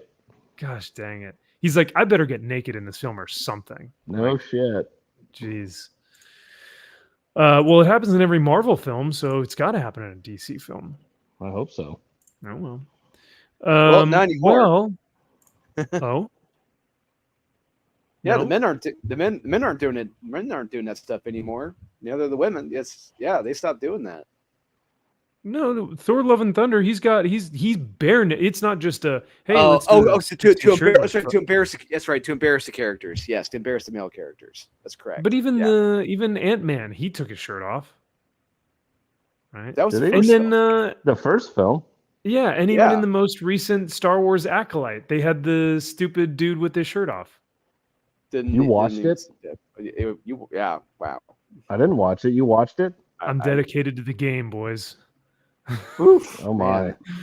I have a channel to Glutton for run, right? I punishment. have to stay up to date on current events. So, Oh, Jesus. Oh man. well, talking about current events and keeping the channel up to date, let's talk comics because after all, this is comic shop conversations. What do you guys want to talk first? I didn't read anything on this top row, not a single thing. I did. I read 1, 2, 3, 4, 5, 6. I read 6 of them. Wow, brave man. I'm gonna go check something at the door real quick. I think I had something delivered. Give me 1 sec. But while I'm gone, do you guys want to talk? I don't know. I think you guys said Superman was good, right? Yeah, Superman. It was the last chapter of the House of Brainiac. I think it was the finale. Action Comics was, it was all right. But Superman it had a good finish, solid finish. Interesting cliffhanger with Lex Luthor. I guess. Being retarded? Is he retarded now? I think he's mentally retarded now. Yeah, That's what it seemed like at the end. He had this stupid grin on his face. I'm like, is he retarded?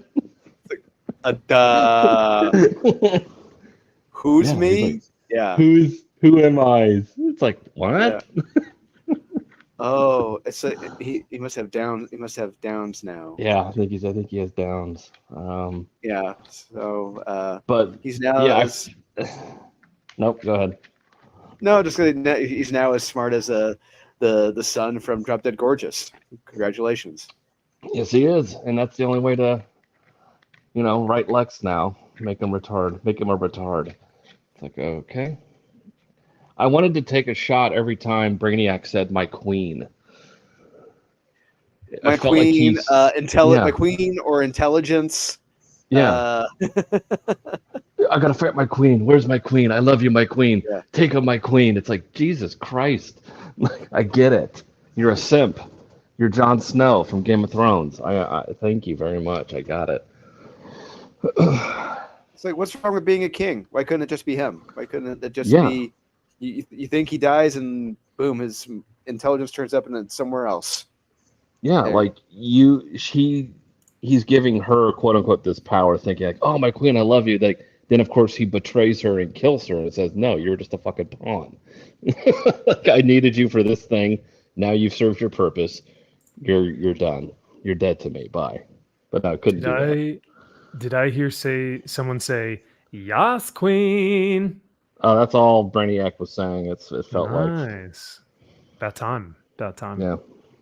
But yeah, Superman in action. Superman was better than action, but it was good. The art was good, I thought.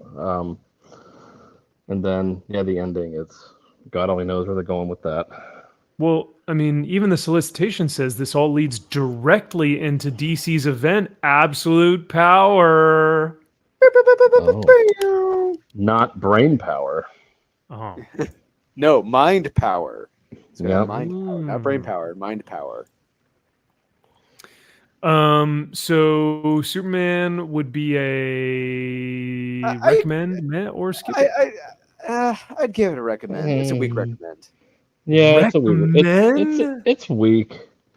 But overall, like this arc, like this stuff with Brainiac, I thought from what we've gotten recently, it's actually not bad. It's better than the Marilyn Moon Knight chick, whatever the fuck that chick was. Watch it.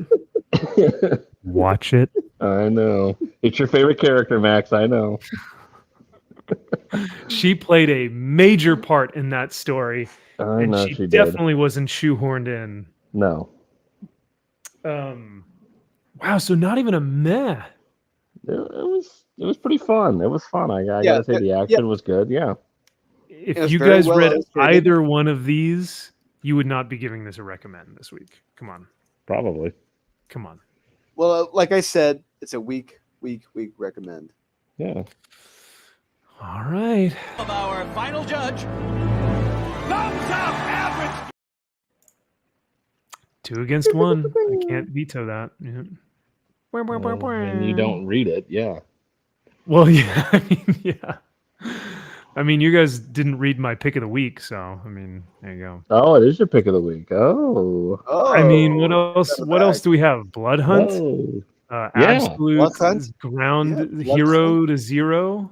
Yes. You got Zatanna, Red Coat, Helverine. I mean, come on. God, screw it. I as soon as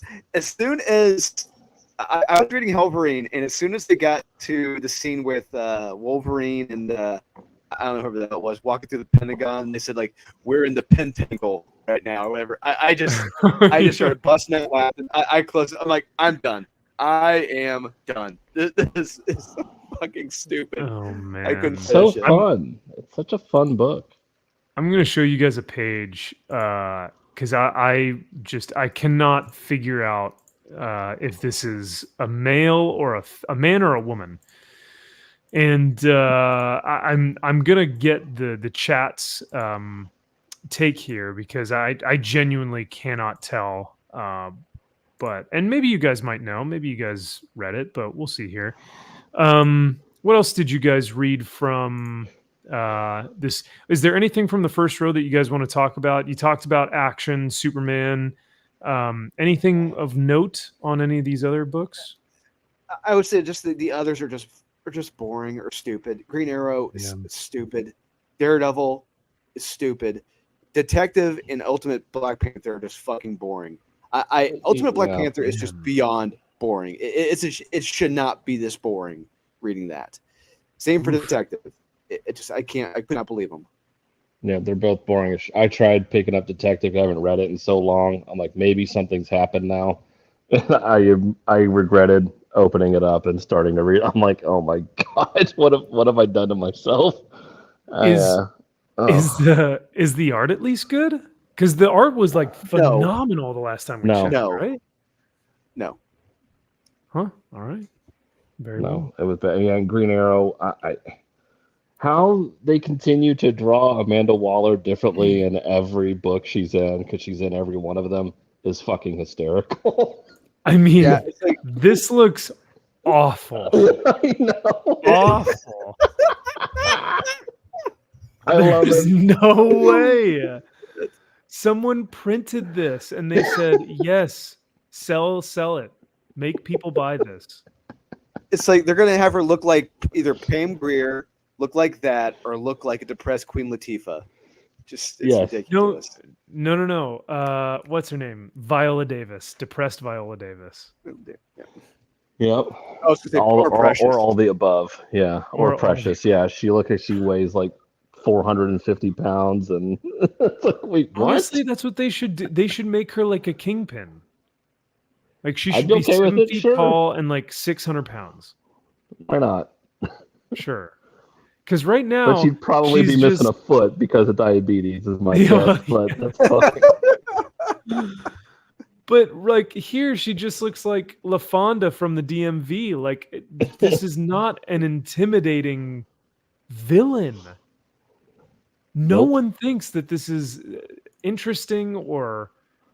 But no, she's the absolute captivating. power. Oh my god. Oh my god. Remember when we actually got like comic books and there were like villains that had like powers and were devious and were an actual threat? Yeah, that's her. Ugh. Yeah. All right. All right, on to the second row. I think we all read Bloodhunt. Hunt, yeah. Bloodhunt. Yeah. Anything else? Because we'll actually review Bloodhunt. But was there anything else of note worth talking about? I read Void Rivals. It was all right. It wasn't great. It was okay. Yeah. You know what this reminds me of? I know it's not at all, but it reminds me of that Power Rangers series that came out that we like. That was really good at the beginning, and then it just became Power Rangers. Red. Oh no. Radiant Black. Radiant Black. Yes, Radiant Yeah. Black. Yes. Yeah. And then it was Radiant Blue, Radiant Pink, Yep. Radiant Pink. Green. And we get people we comment like it's not Power Rangers, right? It's not Power Rangers. I'm like, are you fucking kidding me right now? You're like, it's Power Rangers. Yeah, it literally is Power Rangers. Are you pulling my dick, bro? Mm-hmm. In the Suicide Squad game, Debbie Wilson is her character model, and Debbie Wilson is slender. Oh my god! Oh no, no one can get her right. No consistency. Because if it's like, oh, if she's 400 pounds, yay, body positivity, woman of color in a villain role. But if she's slender, it's like, oh my god, look at how. Yes, Slay Queen. I don't know. It's either way they win. Maybe I don't know. Sure. All right. Well, Void Rivals was Void Rivals. Let's talk Bloodhunt. Wow, 93. Okay. All right. As it should be. That's right where it needs to be. Right in that sweet spot, right? Yeah. What did This we event think is of garbage. Bloodhunt? Absolute.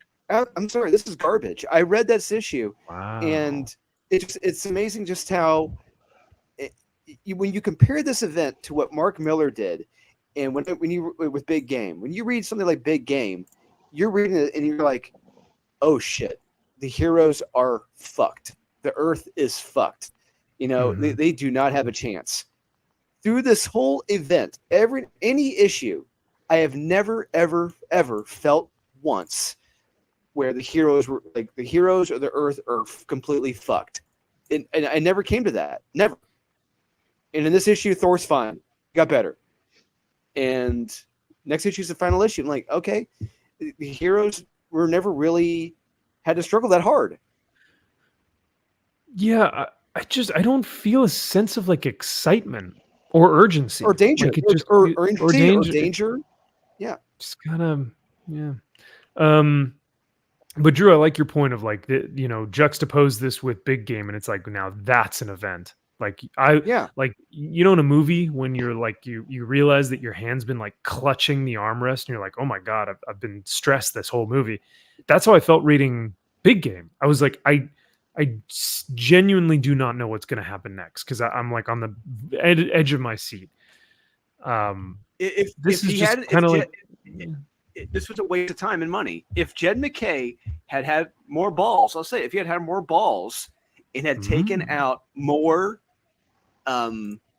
popular characters from the get-go, not just Thor, not just Doctor Strange, but if he had taken out a Miss Marvel, if he had taken out all the Captain Americas, if he had taken out the entire Avengers or whatever, it's like, oh shit, what the fuck's going to happen now? What are the humans going to do now?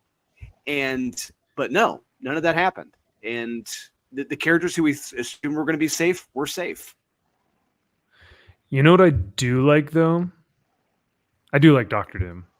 Yeah. He's a cool addition. I will say he was written pretty well here. Doctor Doom was written well. If there's any positives to the book, I will definitely say Doom rocks in this. I think he's done well. I like his attitude. So, but yeah. Kyle, weren't you excited to hear that Varney is back? Yeah, that's my favorite character, and we got the true leader start of the vampires, and it's like, all right, that's like finally I wanted this character, and now, okay, this means so much going forward. Yeah. I It's mean, Varney, guys. It's poignant and nuanced in how they write Blade in this. It's like, oh, it's not Blade. Oh man, This takes a steady hand to write this ship, and they continue to knock it out of the park. And it's not just because I bought the 1 in 25s, the majority of this series, and I need that to just keep going up in price. It can't miss. Can't miss. Yeah, no, I knew that your favorite character was Varney, so I that's why I asked you about him, because like, since issue 1, we all said that Blade was not actually Blade, but that he was going to be imbued or possessed by a Dracula or another vampire, and sure enough, it's Varney, the first vampire Of course. Ever. I was pretty convinced. I'm still not unconvinced, but we'll see. But in the last issue, I called that Blade would be killed in the last issue by his daughter. So we'll see what happens. She will have her Slay Queen moment. It will happen. She has to. Of course. It's like I can't. It's like even Mark Miller, not even with Big Game, but like even with Nightclub, his vampire story had more stakes, pun intended, than this piece of shit. Yeah. Like, it's just crazy to me how he can even tell a simple vampire story with kids learning to become vampires that has more just empathy, dread, terror, like what those biker vampires do to that group, and once they figure out that they exist, that has more of an impact than anything in this book ever will. Now, wait, hang on a sec. I thought you guys loved like Strange Academy. Look, this is Strange Academy. They're here. That's what they do. That's their one shot. Yeah, that's. And then I was like, whoa, what are they gonna do? And they don't come back in the issue. They don't do anything. He's like, yeah, just stand there. Go away. They just say, here they are, and then they just stand there. So, yep. This is an off topic, but I laughed my ass off when I saw how he drew Doom here. He is so gay in this panel. Like, Do you see the one leg and then the other leg and how he's standing like? Well, like it's Yeah, that's like a perfect statue of Doom. That's what I want. This stance was hilarious. I was like, no, they did not It's draw. like, oh, Doom. Steven, no need. Oh, no need. I was like, the leg no kicked- need. The one leg kicked back, the one leg forward, like the hip kind of cocked. I was like, Doom should be both feet firmly planted on the ground with his arms crossed, talking to Steven. Like he's bored by talking to Stephen Strange. You know what I mean? Okay, let's go to Maybe- that top yeah. bubble. It's like a grand array. All right, so maybe it isn't Doctor Doom. Maybe it's somebody else posing as. Maybe it's Iceman Ooh, posing as Doctor Doom. maybe. I don't know. This was another part that I had to laugh. Guys, Watch let it. me ask you. You guys are writers. Oh, watch it. You guys have written things before. You guys are storytellers and have reviewed multiple comics for the past few years. If you have an Asgardian gate that is imprisoning a god, and you have to open that gate, Yeah, how might one do that? with a key. Now think creatively here. A key. You know, what can we do to a key? All right, an Asgardian key. No, that's too Just a- easy. Oh, just a regular key. That's not. Yeah, easier? like a car key. You know, you just kind of just kind of jiggle that in there. Yeah, with all those chains though. Come on, there's got yeah. to be something more than a key. There's just one little tiny padlock that you just put on all those chains there. Oh, huh. Drew, you got Yeah, so anything? it's like, I'm gonna say it's gonna be like at home you have it's like some homes have like that fake brick, by the door. They have like a key underneath that fake brick. So I'm thinking like move like one of those fake bricks on the side. That, Yeah. yeah. Yeah, it's like a stone on the side. It's this fake stone. Hey, it's right here. Yeah, it's a key. Here it is. Well, I'm sorry to But say, seriously, but what's both you done guys. here, Are, it's stupid. It's stupid. oh, it is. It is. This is so really bad. Both of you guys are wrong, unfortunately, because they have an Asgardian crowbar that will leverage open the gate. Yeah, just having to find the That's- record. The record just happens to still be alive. Sure, whatever. Just, I'm sorry. What? So okay, Max, you may not be familiar. This is the record from the Wrecking Crew. The Wrecking Crew, they have enchanted tools, enchanted Yes. Asgardian tools, and that's an enchanted Asgardian crowbar. But the fact that it's used by the Wrecker to open the door, it just it's one of those head slappingly stupid. Well, yeah, you just happened to be there and we're just at the right time. Good thing I have my trusty Asgardian, crowbar, else we would have never gotten into this prison. So, Yep. yeah, pretty. On top pretty of that, goofy. the guy who uses it too. Yep. He just Yeah. happens to be here. Look at that. Bada bing, bada boom. Yada yada yada. The gate was open. So, Dominic says the owner of my LCS said that cover A's for key issues are actually starting to become worth more than the 1 in 25, even 1 in 50. Yes, when you look at Ultimate Spidey, remember when that book came out? My God, were people just buying that thing up like crazy? The issue 1 cover A was selling for $75, $80. Bullshit. If No, not, if not we more. covered it on Yeah. the channel. If not Oh, more. Let's see what they're going for. Let Yeah. me see what they're going for right now. Or maybe it was like cover A was like 120 and the 1 in 25 variant was like 70. Something like Blood that. Clot. Where For no, Blood Clot. for Ultimate Spider-Man. Oh, okay. Yeah, don't you remember we covered this Oh, yes. 4 or 5 months ago when it first initially came out. Yes, I do remember. Okay. Yeah, people were paying hundreds of dollars for the issue 1 cover A of the Ultimate Spider-Man. And yeah, that's pretty sad. They're going for $80. One just sold, Really? not including shipping. Oh, what poor soul bought that? I'm so sorry. That was me. Even you don't make that stupid of financial decisions, Kyle. And you buy or not, you not only do you buy ratio variants, you buy foil facsimile variants. So And you're Well- and you'll be seeing who's right about that. you'll be sorry. Well, Max, as you know, as they say, a fool and his money are soon parted. So there you There go. you go. And coming back, hey, these 1 in 25s, baby, they're going for some money right now.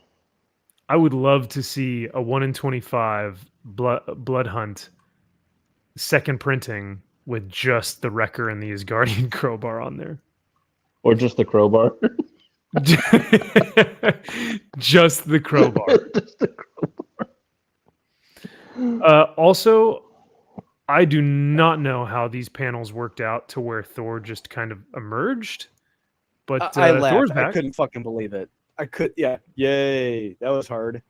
So Thor's back, I guess. You made it, guys, because Blade is about to kill Black Panther, but then someone did he just walk out?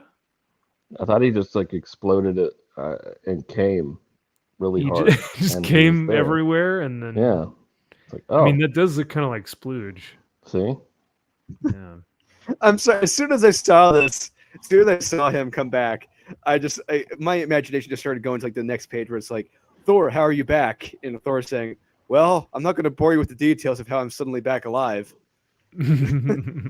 Yeah, it's just Yeah. somehow Palpatine returned. It's like somehow Thor returned. Didn't he have a spike through his head? What was it? Or Yeah.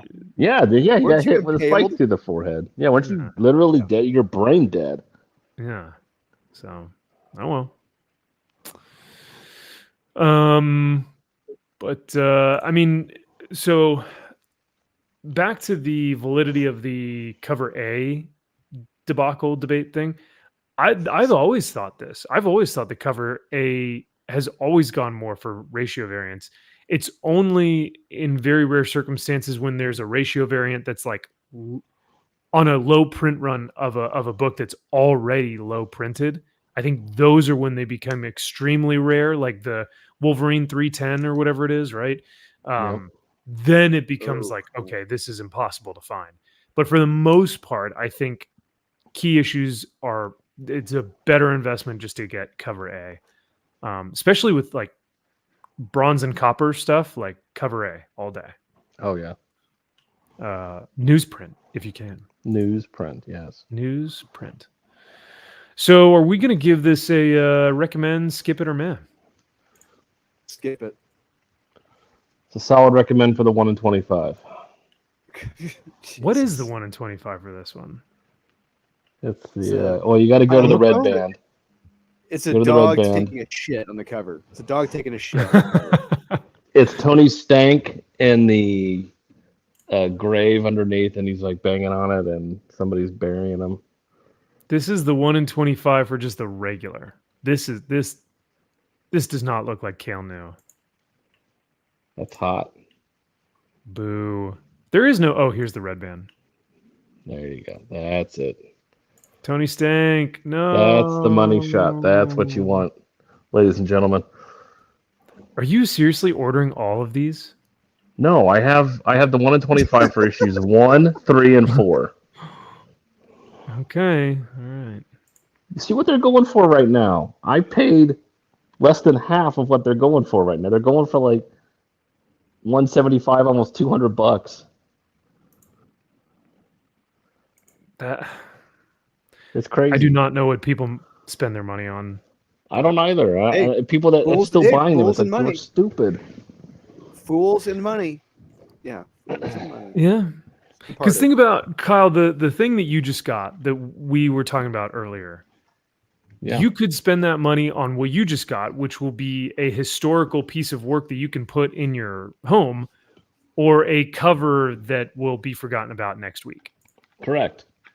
But it's the hot book right now because Cover Price and Key Collector told me I needed it. Oh, that's right. That's right. So, And I'll flip it. if you're collecting a series, you want cover A. Shitting on comics with MVP and pals. Yes, that is us. You know me. You know us. He got better. Come on, guys. Oh yeah, I guess Thor he's just better now. It's all good. I got better.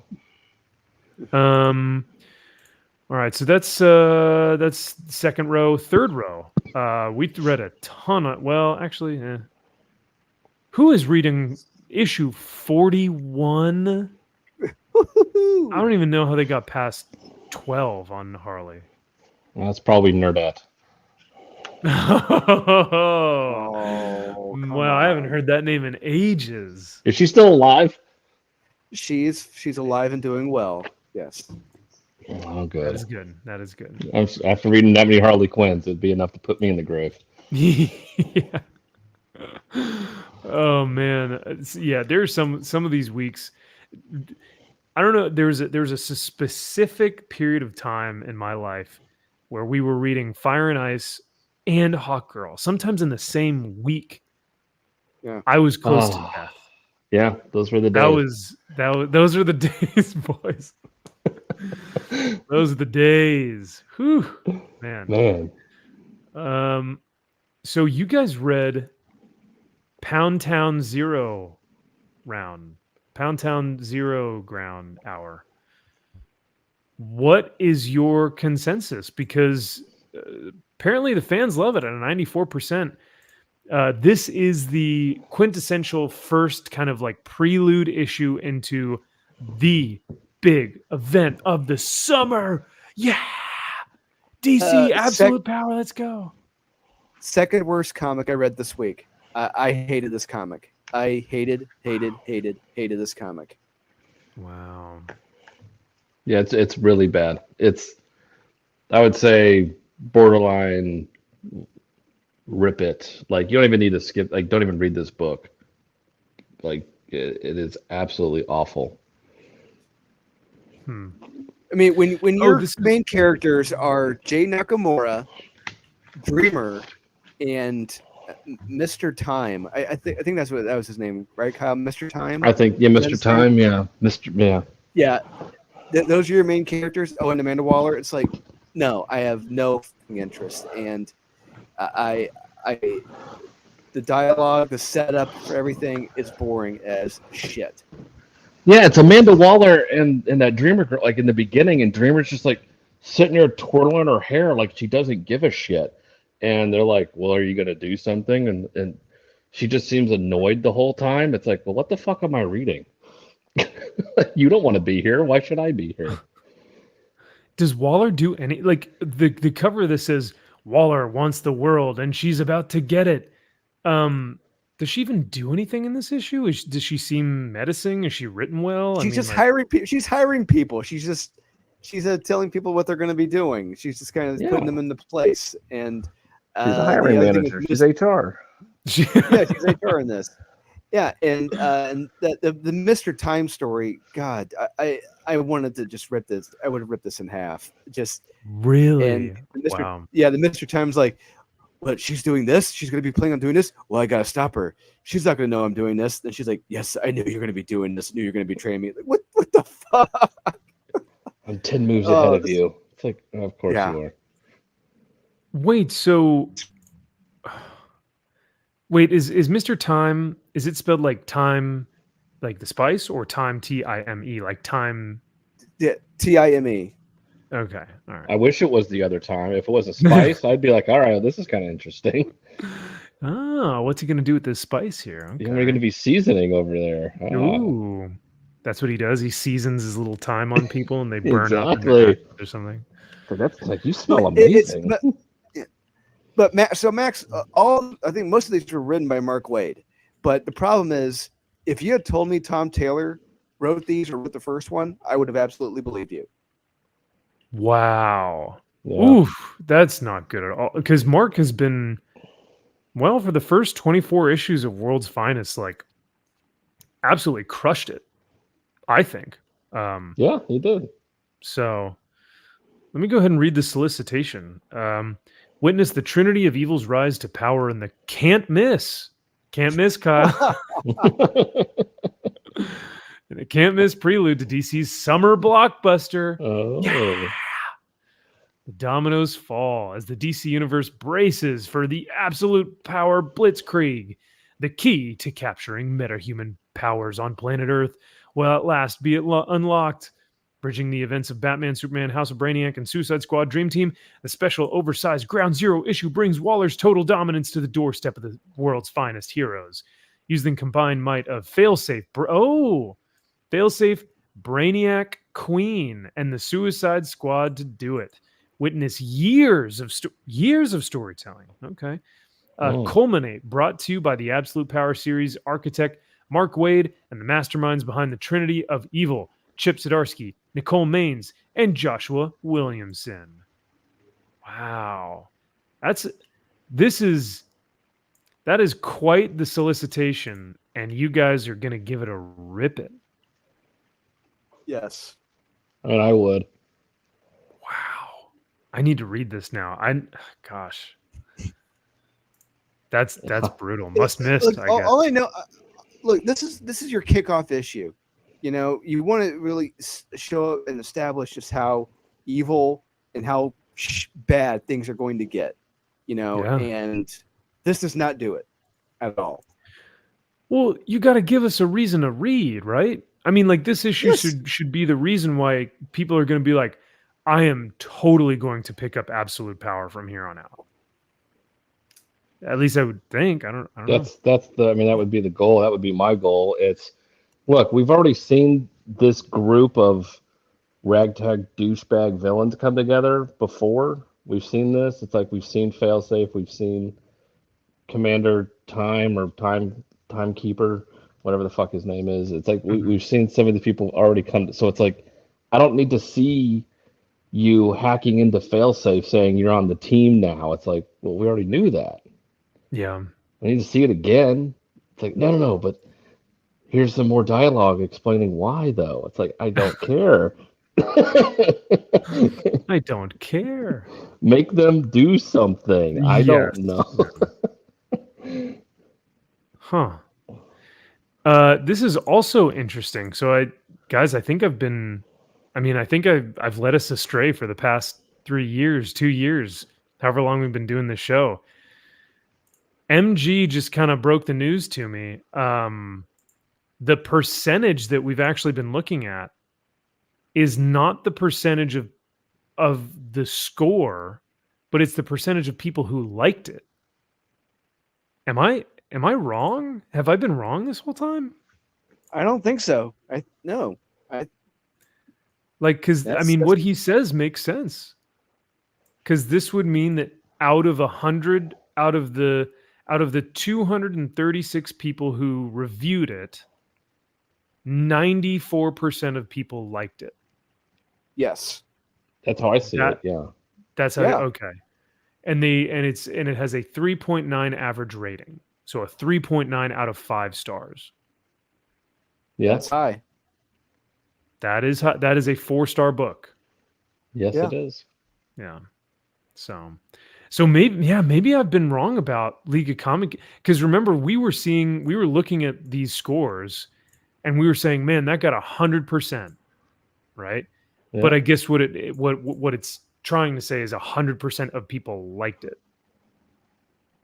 But then what would make it not, like, is it a 3-star book? Like, if I rated something 3 stars, does that mean that 95% of people liked it? You know what I mean? Like, what star rating does it get in order to count as liking something? I don't know. I would say probably 3. It's got to be 3. Yeah. Jack says Waller's a fat government bureaucrat. She doesn't have any powers. How can she be so dangerous? That is a very good question, and I think one that everyone is asking for this event. You would think they would have had Mora draw the interior since he wasn't taken off of Shazam months ago to start working on this. Or since he was taken off of Shazam. Yeah, I'm really surprised that Mora's not on interiors. I mean, he will be for the Absolute Power main title. From what my understanding Kind of. is.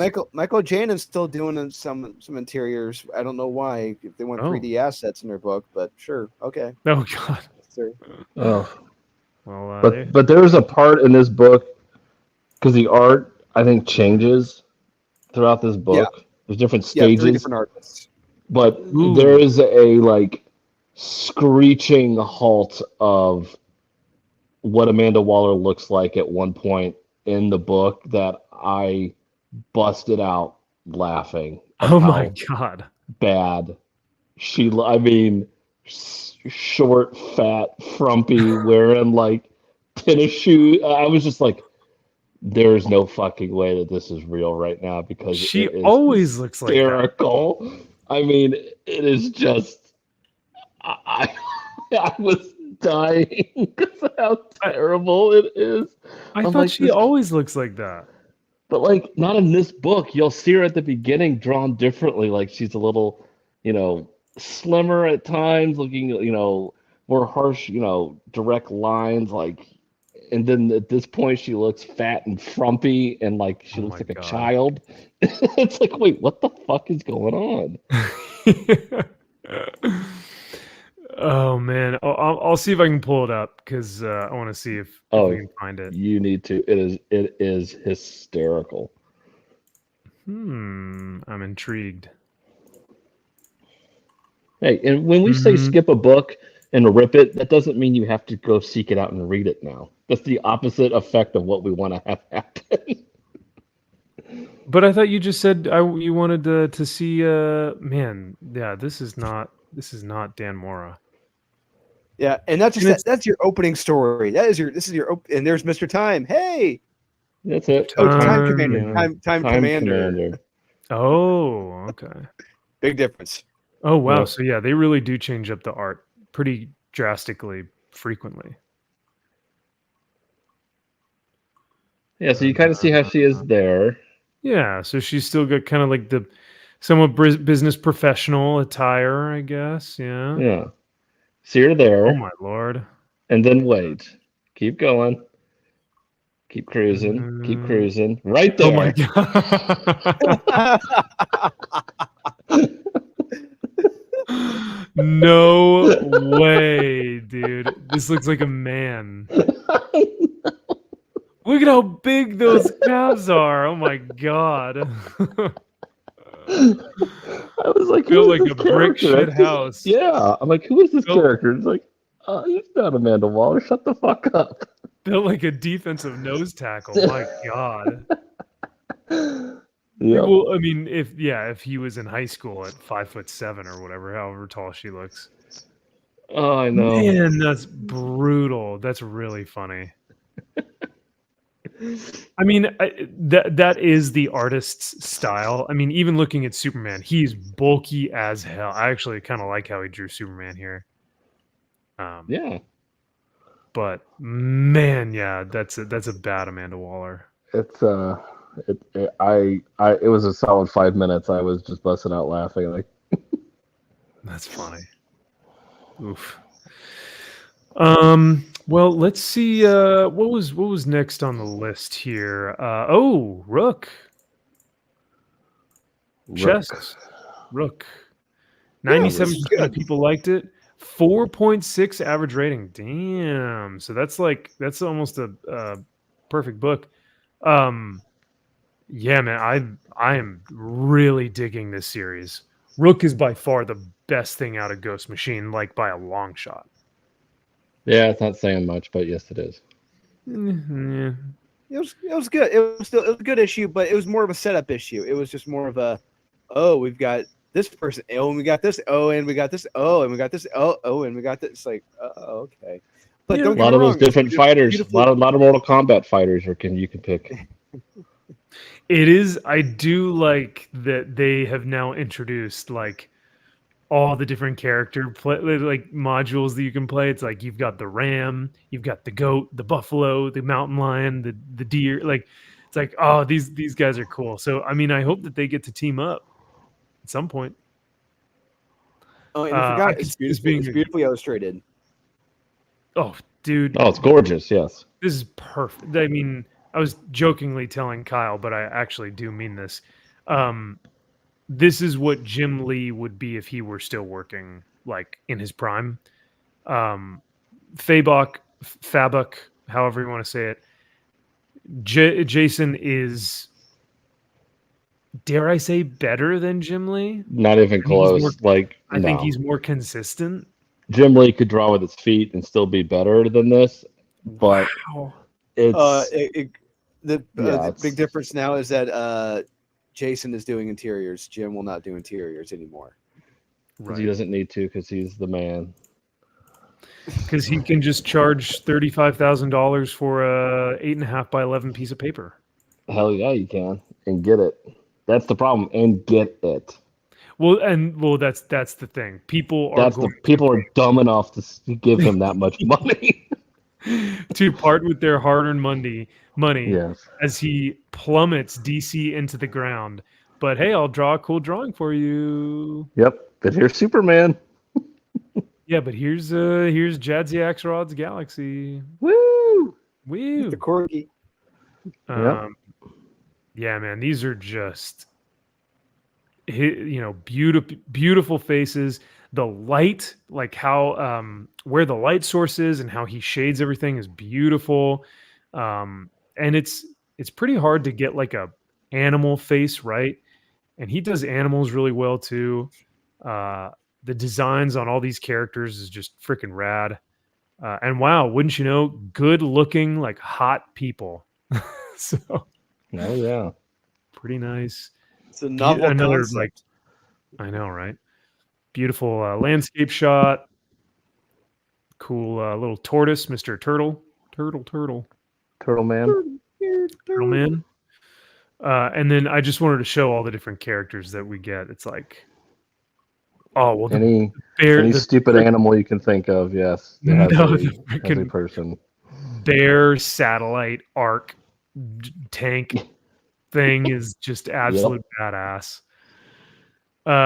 We're kind of seeing him collect like he's a Pokemon collector. He's like got to collect them all, you know, Yep. catch them all. So he's killing all the what are they called? Excepts? Or what Yeah, are they're they? accepts. Yeah. So he's trying to find all the Excepts, collect their helmets so that he can master them all. So, Get all the Dokuman cards. yes. Now we're Yeah. talking. See, even Josh agrees with me, Kyle. Fabok is better. Jim's interiors on Suicide Squad were good, but not great. There you go. Well, Josh has been compromised. He's been compromised. Later, Cajun. Have a good night. See you, Cajun. No, I think Josh is actually has risen to a status of a much more prominent reviewer. So, Oh.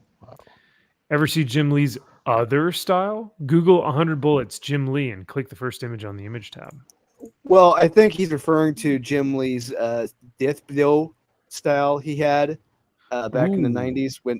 So, here's the thing with that style, Max, is that when he did that, he got called to the carpet for that one because people were not Wow. happy about him doing that style. They said he was lifting Frank Miller's Sin City style. Everyone was saying he was straight up grifting Frank Miller. And wait, was that when he was doing he was illustrating Blood no Game- Death Blow. Death Blow. It is Death. Blue. Oh, it is Death. Yeah, Yeah. that's right. Yeah. Yeah, Death Blow is actually the same series that had Nick Manabat in the back In the rear. Yep. yeah, back, yeah. the story. So, which I still think is better than Jim Lee. So, but anyway, so yeah, no, you got Hardhead the Ram, Stag this guy is awesome. You can't deny it's some Japanese samurai warrior. That's cool. Sold. Yeah. Sure, you don't even know anything about him, but whatever. Fine. We don't. It's all rule of cool, man. Rule we're just of introduced. cool. Christ. I'm sure we'll get more. You I would doubt it. never see any of these cool characters in a Marvel or DC book because they would all just be the next color of the rainbow. And how much more gay can they gay? Well, no, you'd see him in a video game, though. All these characters. I don't play video games, so this is perfect. Shit. And then they hack into the mainframe so that they can talk to all the other Excepts. Oh, so they're all Freaking exceptional badass. together, saying, "Hear me, Yeah. hear me, Rooster Man, hear me, Cockman, Coxman." It's Cockman. Yes, Cockman or Cockman? the Cockman. Cock boy. Cockman. Cock Yep. boy. I love them. I'm the mountain lion every day. He just says, "Leave me alone." Thank you, mountain lion. That's definitely a cat. Yeah. Oh, see? Think Jim Lee could do this face right now? Absolutely not. 100%, yes. Jim Lee face. He would wipe the floor with this bullshit art. Fucking Hey. terrible cross hatching. Oh, Yeah. how dare you? Look at that 5 o'clock shadow. That's a solid 5 o'clock shadow with the scars on the face and the Oh, beads. that's a 10 o'clock shadow. What is that? Eh. Terrible.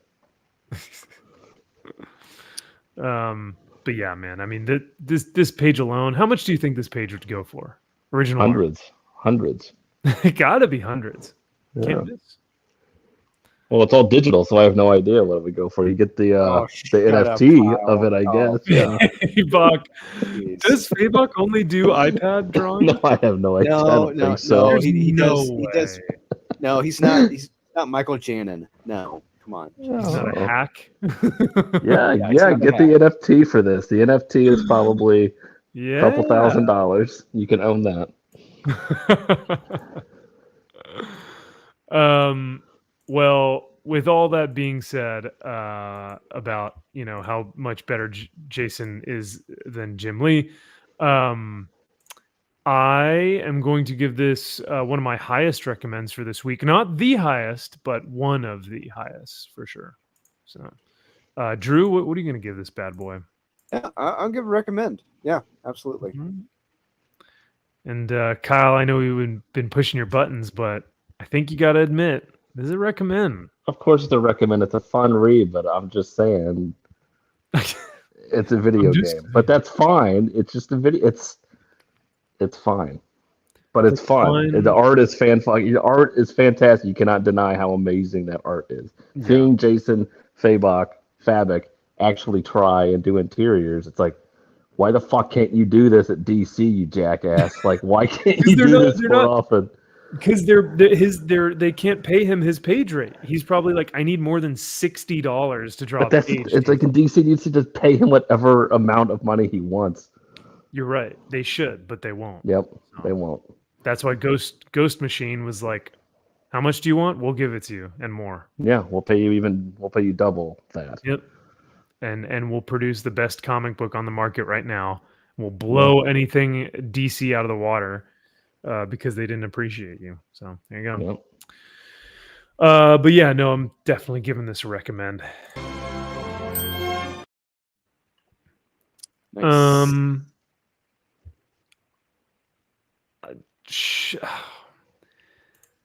Zatanna. Oh, get the hell out of here with 97 people liked it with a 4.4. It is Mariko Wow. Tamaki. Dude, nothing happened in this issue. Watch it. Nothing. Watch it. Watch it. It's Mariko Tamaki now. She knows Starfire, okay? She knows Zatanna. All right, let's hear him out. Kyle, state your case. Why No, is I didn't read this. Why would I even bother reading it?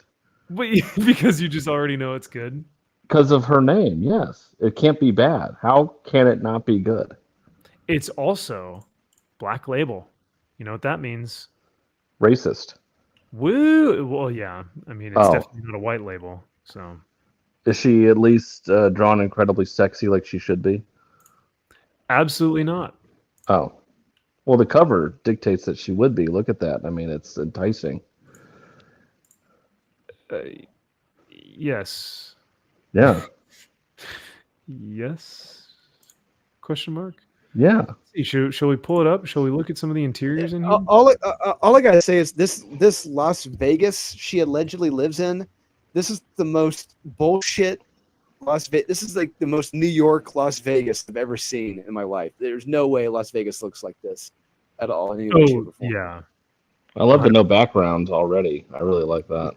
So yeah, I was gonna say already. What are we thinking, Kyle? You didn't get to read this book, so I see first page right there. Those three things, how this is drawn, Dr. Seuss.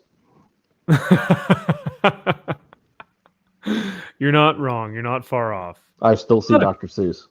Look at this. It's the Whoville. They're in Whoville. They have to be. They're in limbo. Are they all dead right now? Because there's nothing going on in the background. Do you like diverse cast of Friends, TM? Yeah. Do you like they would all be friends for sure. Definitely. And they all come from the same neighborhood. Thank God. This is the new Stand By Me kids. I love it. Yep. Perfect. So, yeah, no, I don't know. What do you guys think about this art? I already fucking hate it. Man, it's not Riley Rossmo. I'll say that, but it's not saying much. Yeah. I mean, my God, it's Is that kid retarded? something. No, he's the bully. Does he have So Down essentially syndrome? he's- I mean, they would be putting him. I mean, eyes are a little squinty. I mean, it's like he looks a little, Downsy. Eh? he looks a little downsy. I think he's a redheaded Asian. Oh, it could be redheaded Asian. So Zatanna is trying to do magic or she's trying to do tricks for her friends or these kids who claim to be her friends. And Zatanna wants her father to teach her magic, but he's like, we're not going to do that yet because it's too dangerous. Okay. So real quick, Max, did she say to teach her or to like give her the magic? Okay, she did say teach. Okay, she did. Yeah, I think she teach. says teach. Yeah. Okay. You said that you would teach me, and he's like, "What do you want to know? Magic?" But she only knows tricks as opposed to magic. So this bully keeps saying, "You screwed up the banana," because he's making fun of like her it. name. That's clever. This is Kyle as a kid. Yep. Yeah. And she's like, "Cut it out," and he goes, "Cut it out." And she goes, "I'm serious," and he goes, "I'm serious," and they just like start whatever. And they make Zatanna a villain. She kills this kid. Like, oh damn! She erases him from existence. He spontaneously combusts. But yeah, she is now in Vegas. She's got a free show. Despite being a murderer. Yeah. Despite being a murderer. Yep. Oh yeah, this was fun. What the fuck? Every superhero needs a self-help book on audiobook. Yeah, so she goes for a run. my ass off. Same here, Drew. This made me laugh out loud. So her audiobook says, "Welcome to part 4 of You Are Important and You Should Believe in Yourself. Let us begin. You are calm. You are successful.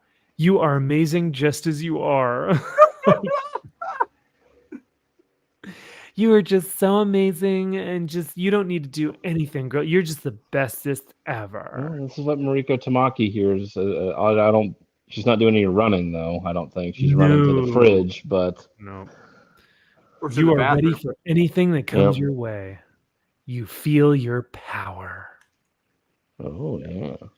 So it's just bullshit self-help, absolute nonsense that you don't need to change. You're just good the way you are. You're perfect. Yas, queen. It's like DC has not changed a minute. This is Fire and Ice artwork, by the way. That's what it reminded me of. Fire and Ice. Oh. And yeah. Strong. What the fuck is that thing? Yeah. Strong black female woman, bisexual woman of color with the pink hair. It's like, gotta have one in every DC book, Yikes. It's like, Classic. what fucking Las Vegas is this? This is not fucking Las Vegas. No, it is not. Vegas is a dark, disgusting, filthy. Like, what year is this? Nice. Did they say what year this is? No clue. Okay. No. But still, I mean, nothing has happened. She's getting ready for her event tonight, and this like agent is like, "Hey, you gonna call me?" And Zatanna's like, "Nope, bye." And then she gets ready for her show. Okay. And she's still getting ready. Ugh, what the fuck I is know. that thing? Terrifying. What the? What is that? It's terrifying, whatever it is. So Oh my god. It's it's like a Cirque du giant. Soleil. Yeah, it looks like a baby. Yeah, it's terrifying. I don't know. And then she gets ready for her show. She performs her show, and then someone says, "We love that you do magic," and she's like, "I don't do fucking magic. I do tricks. All right, get it right, you stupid little kid and you old grandma." Say it right. Yeah, say it right. Say it with your chest. Why does she do a This free is- show? Because she's not talented, and so she just does like some stupid little show for the thing. But nobody in Vegas would allow you to take up space to do a free show if they're not bringing in any revenue. That's actually a good point. True. Yeah. I would just love to see what Paul Denny thought about this, because Paul Denny wrote terrific Zatanna stories. He loves Yes. Zatanna. Yeah. And I would just Yeah. love to hear his thought on this piece of shit from Mariko Tamaki. But look, see, guys, she disappeared that bully. She got him good, right? So she's definitely a villain now. So I mean, yeah, she killed a kid. she killed a child. Like, pretty sure you become a villain at that point. Yeah. Oh, there's her lesbian lover. Yeah, Hey, snap this out is of it. I her- love you. This is her stuff. You've been a lesbian all along, Zatanna. Yeah. Yeah. No, We're this is her sisters. stalker. Oh. Yeah, it's God. Okay, I am so curious now why people like this. She's back. A pretty solid start to a story, which looks like it might draw yet again from the loss of her father and her guilt surrounding that. Broad style and bold colors bring out the best in Mariko's writing. Overall, I thought it was a very good first chapter introduction to hopefully a fascinating story, as more will be published over the new month. So people are saying, I liked it because it could potentially, maybe, hopefully start something as a story that could potentially be something in the future that might actually be good. Yeah, because it started off so well. Yeah. It definitely didn't stumble out of the gate or fall flat on its fucking fat face. This guy says, what a banger of a first issue. That's Poppin' Polly. Wow. Pick of the week. It is Poppin' Polly. Pick of the week. It's Still needs ice. to be stated. Incredible art by Javier Rodriguez. The way it flows across the page ties perfectly into a story about magic and its consequences. Its consequences? You killed a man. You killed a little boy. Yeah. Yeah. What the hell is even that? I don't understand. Look at all Who's of these. carrying the water for this fucking bitch? Like, I don't understand why. This is such a cool series. What makes me like it most is its art. Just fantastic, bold colors with expressive characters. 5 stars for that stupid review. Wow. I the 5-star reviews on here. You need to make a whole segment, Max, of just reading 5-star reviews on your channel on League of Comic Really, Geeks. though. Yeah. That should be a segment every week that we do of just 5-star reviews. Yeah. That's gold. 5-star losers. That'll Yep. be the segment. No, I'm kidding. That's what they are. Oh, it's terrible. So if you guys didn't know already, Zatanna is an absolute skip it. Come on, everybody, skip it. Oh my god. But you know who we do love and who is not a skip it? We've got X-Ray Girl in the chat. Hello, gorgeous. Hey, X-Ray. Hey. She says, hello to my favorite boys. Yeah, the gang's all here. Check it out, Yeah. gang. We're here. Josh is here as well. We've also got Amanda Wicked Virtue, another gorgeous lady. Thank you for being here, Wicked. I hope that you were enjoying your time with our lovely lady X-Ray, because you stole her from us from Dallas, but looks like you guys are having a fun time. So We'll allow it. yeah, I'll allow it for now. For now. But X-Ray is hanging out with some fun ladies over in the streaming space on the YouTubes, Wicked Virtue and Blab's Blabbering Collector. So, but they're having some fun, so that's fair. Let's see. You guys want to talk about Helverine? No. Oh God. That's fair. What is this book? What is it? Honestly, look, this book, all it does anymore is just establish that death literally means nothing. Nothing. This is a character who is completely fucking dismembered. Everything completely dismembered. What, a month ago, 2 months ago, and instantly brought back. He's not even 2 months ago. Now he's a ghost. Right now he's Helverine. Cool, great. What do you fucking do? They brought him back. Shit. Death does not matter. So quick. Well, it's a fan favorite character, so. Yeah, Daken. Everyone knows Daken. The favorite. Yeah. Yeah. So I'm about to show you guys a picture of an illustration of an army soldier. You guys, the fun part now that we get to play is you guys get to tell me whether it is a woman or a man. Ooh, fun. I like this game. What happened? Did I just... Oh, we're back. All right. Here we go. The individual in this photo and in this photo, in both of these photos with the family and then individually, man or woman? That is a woman. That's a chick. That looks 100% like a woman. Yep. His name is Peter. Bullshit. No way. Incorrect. And this is him as the demon-possessed Peter. Also incorrect. Also looks like a woman. Yep. That's a chick. Like, honestly, Max, it looked like X-Ray Girl in the pictures. Oh my god. X-Ray, is this you? Were you part of the military? Is this X-Ray Girl? Yeah. Is this X-Ray good? Oh yeah, Josh, this is like our dating game. That's true. Yeah, no, I don't know if maybe this is a trans allegory or if they just drew him, because if you are an army special forces like Ranger, Navy SEAL, Marine Corps Raider, Marine Raider, Marine Recon, you do not look like this. Like you do not have that hair and that uniform. That is not. I hope not. Yeah. Yeah. I don't know. Maybe for Hollywood, but not where I come from. So. Sure, it wasn't National Guard. Man, well, it could have been because there were a lot of females on this task force. So. That tracks. Yeah, a bunch of weekend warriors. Yeah. Yeah. The weird thing, and you guys are going to hate me for saying this, if we got a schlocky,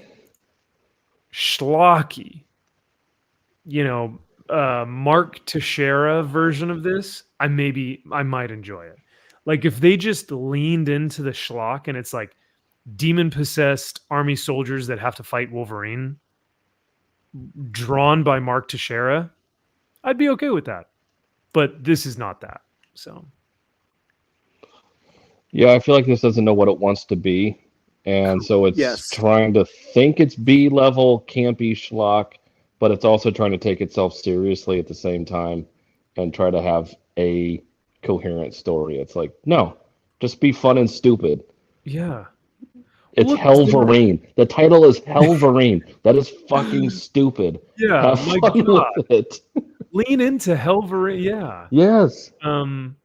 But they're like bringing up topics of like PTSD and this soldier who's like, I should have died with my men that day.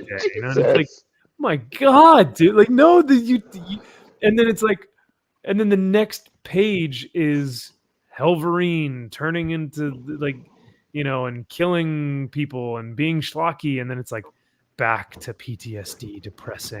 Like, what did I do? I'm crippled by my depression. It's like, oh my God, man, you nailed it. it doesn't know what it wants to be. So, Yeah. and for that reason, it is bad. It becomes terrible. It does. Pointless. Pointless. Yeah. If you're gonna do a Helverine book, at least give a schlock. So Please. skip it or recommend, Drew. Skip it. This is unbelievable. Everything. Honestly, everything this week from Marvel is unbelievable. This is very, very, very unbelievable. It just how this is a concept, how this is executed, how this is delivered, and how I would love to be a fly on the wall during the editing sessions of this. And they're just like, yeah, it's great. It all makes sense. It's perfect. Yeah, it's what we wanted in Hell Marine, just depressed Marines in the military talking about how shitty their life is. Oh, might as well be written by Tom King. Yeah.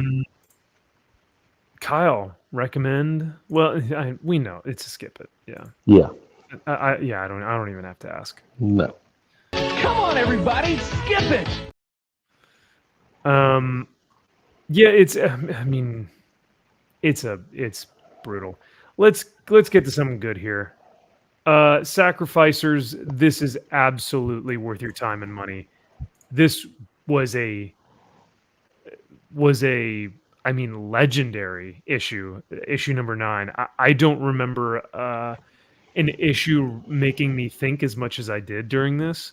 Kyle, I think you said this one wasn't as you didn't like this one as much, but Drew, I think you had said that this was pretty great. What was y'all's thoughts on issue number 9? For me, this is where we really get to see the arc. We've really seen the growth in the arc of Pigeon. We've really seen where he's come from the first few issues to where he is now, just a brutal badass in this. And he is pretty much taking his wrath out on the gods, or the quote unquote gods, who they believed in, who they trusted in, and making them pay. And it's great. It's great seeing it. And Pigeon, the art in this is fantastic. And I buy the motivations. It's very enjoyable. It's great. I completely love this series. Oh God, I love that. That's awesome. No, the art in this is stunning. I don't think the art has been portrayed better than this issue. To date, this is my favorite art that this series has had. So Drew, I'm actually going to push back on you a little bit because you said Pigeon is a badass.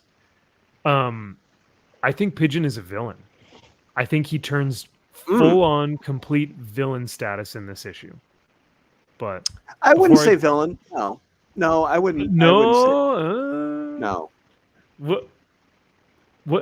We'll see. I'll show you guys when he turns into a villain. Kyle, why didn't this issue didn't hit it for you?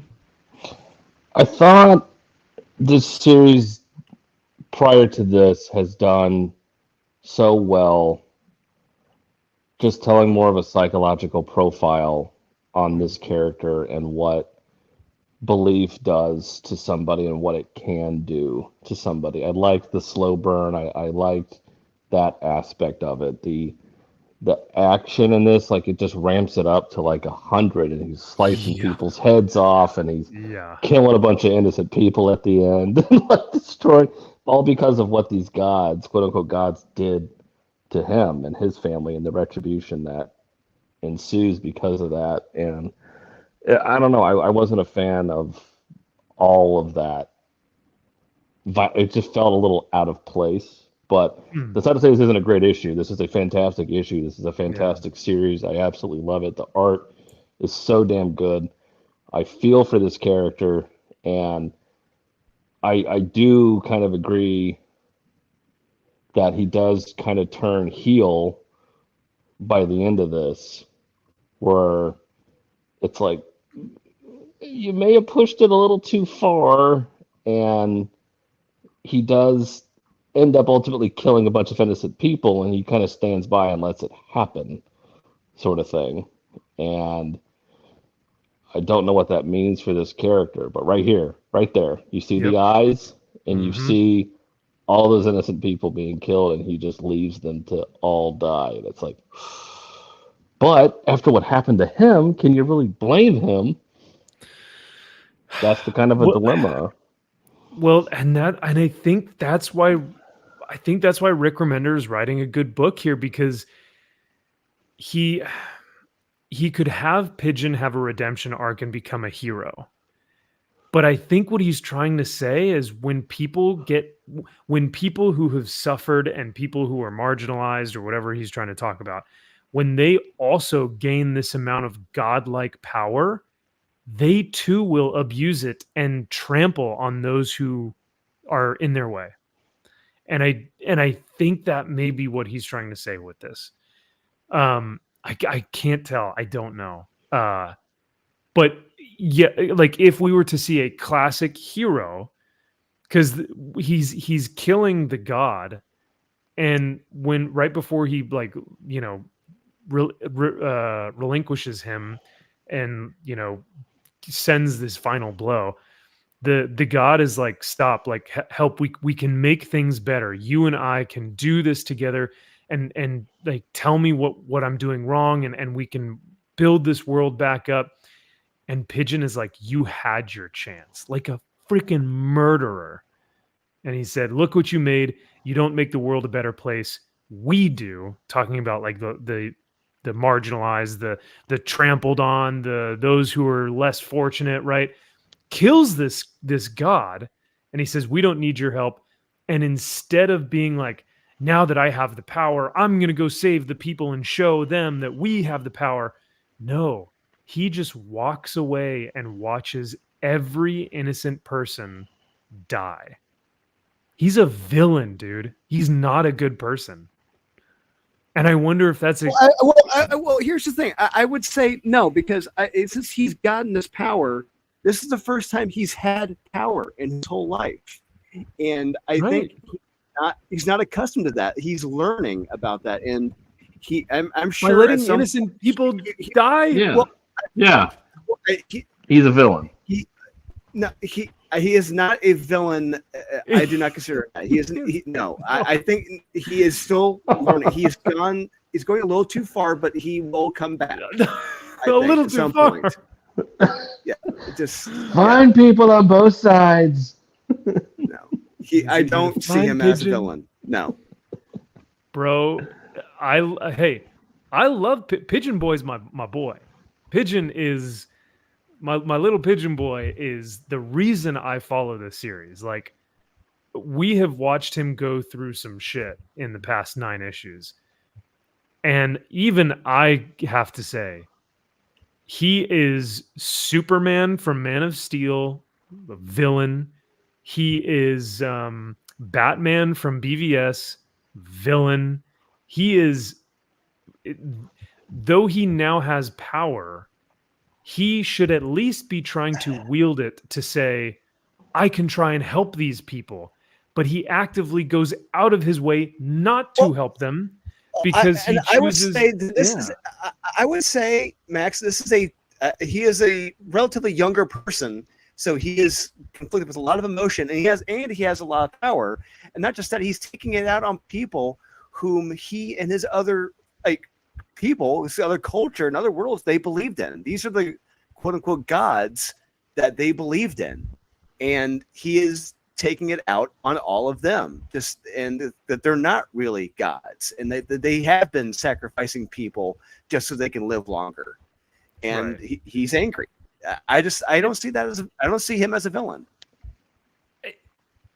I think if someone, say there's like a corrupt leader, and the corrupt leader is in charge of a civilization, and we get a freedom fighter who goes out and he kills the corrupt politician, and he goes, all right, now that I've killed this guy, you're all free, citizens, you're all free, like go free and live your best life.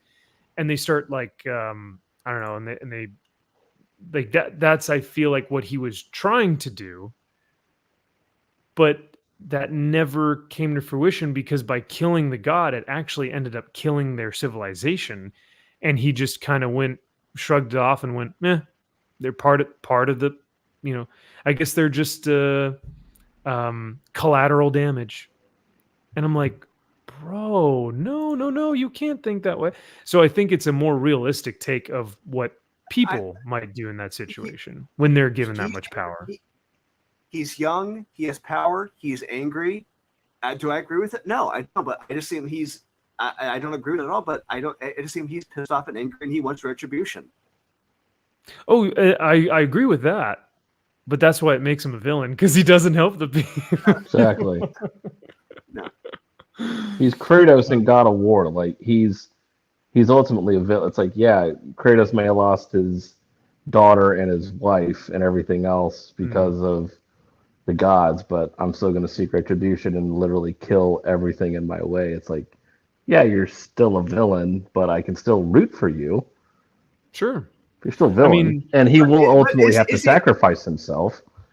But is he any more villainous than these quote-unquote gods who were sacrificing others to stay young, to stay alive? Yeah, he's just as villain. He's just as villainous as the gods. He sacrificed all of those people he just killed for his retribution. He's like, yeah, I'm going to let all these innocent people die too because I'm on my path of revenge. It's like, oh, well, you're just as evil as them.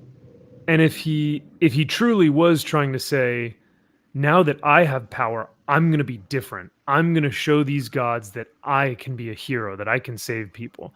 If that's what he's trying to do, he's not doing it very well because he, let those innocents die and pretty much collapsed an entire civilization, and didn't think twice about it because his sole focus was to kill this god, and he didn't think about any of the repercussions or any of the ramifications. He just was out for vengeance. And once he got it, he realized what happened, and he just said, too bad. Oh, well, I guess that happened, right? But if he wanted to be a hero, if he wanted to truly show the gods, no, you guys are doing it wrong. Because like you said, he's no better than the gods. So, I mean, I do like that he taught, there's a large conversation within the book how the god Atlantica or whatever his name is and Pigeon have that conversation, and with the wife, how they talk about if they find out that Luna is dead, they will find out that we are all frauds. And I think that is so interesting because it speaks to politicians and how much power they think that they have against a people, because politicians are frauds. Without the people, politicians have nothing. And so I wonder if that is kind of what I think Rick Remender is talking about, the elites, meaning like the rich, but I read it as politicians, right? I don't know. That's in there. Yeah. Yeah, because he says they see me they'll see me for the fraud that I am. They know we are not as powerful as we claim to be. Interesting. Very. But it's good. It sparks conversation and dialogue, and that signs of a good book. And that's why I like it. I don't think I agree with a lot of the sentiments in here, because he's Rick Remender is trying to say that Pigeon is justified, and that Pigeon being the marginalized and the poor and the sacrificed and the ones who are lesser than the elites, blah blah. We have the right to take vengeance upon that's what he's trying to say, and I don't think I necessarily agree. I'd hesitate to go as that far, but I still really, really love this book because, like you said, it sparks conversation. Yeah, and I think ultimately Pigeon, he'll have to sacrifice himself at the end of this to get any redemption whatsoever to fully get back on the side of that character. Because if he just goes on a rampage and starts killing innocent people all the way up to the top, It's like, well, that's something, but I think he'll have to ultimately sacrifice himself. Yeah. Yeah, because at first I was kind of rooting for the gods, but then they seem to think of themselves as the victims. And so I was like, oh, well, no, the gods suck then. And I was like, yeah, no, Pigeon Boy's our boy, but then Pigeon turns and Pigeon just lets everyone down. And I'm like, God, there's really no good people. It's just it's like, well, they're all kind of power hungry monsters. That's life. Yeah. That's YouTube. YouTube or entertainment in general. Yeah. Just life Yeah. in general. Yep. I also put in my notes the designs of the ocean creatures and the water creatures are awesome and really imaginative. Pigeon felt a little off because he's wanting to, I wanted to root for him, but at the same time, it feels like he's living a perverted power fantasy. Mm. Yeah. Because, I mean, that's really what he's doing. He's just chopping people's fucking bodies in two, and he's like, this feels good, Oh. This feels like power. So, hey, if it were Punisher would be doing it to all the right people. But Pigeon's just doing it for the fun of it, man. And I don't think that's necessarily the sign of a hero or a good person, Yeah. I would say it's a character being developed. He's still changing. He's still in development. And who knows where he'll be by the end of the story. Okay.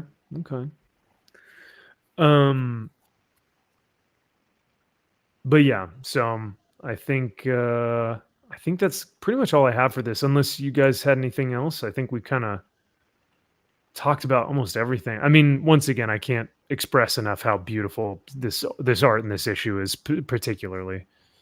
Pretty incredible. No, it's been great. Every issue has just gotten better and better, and this one wasn't my absolute favorite, but for 9 issues, for all of them being solid, I mean, it's about all I can ask for at this point in comics. So it's a solid recommend for the whole series in general. Amen.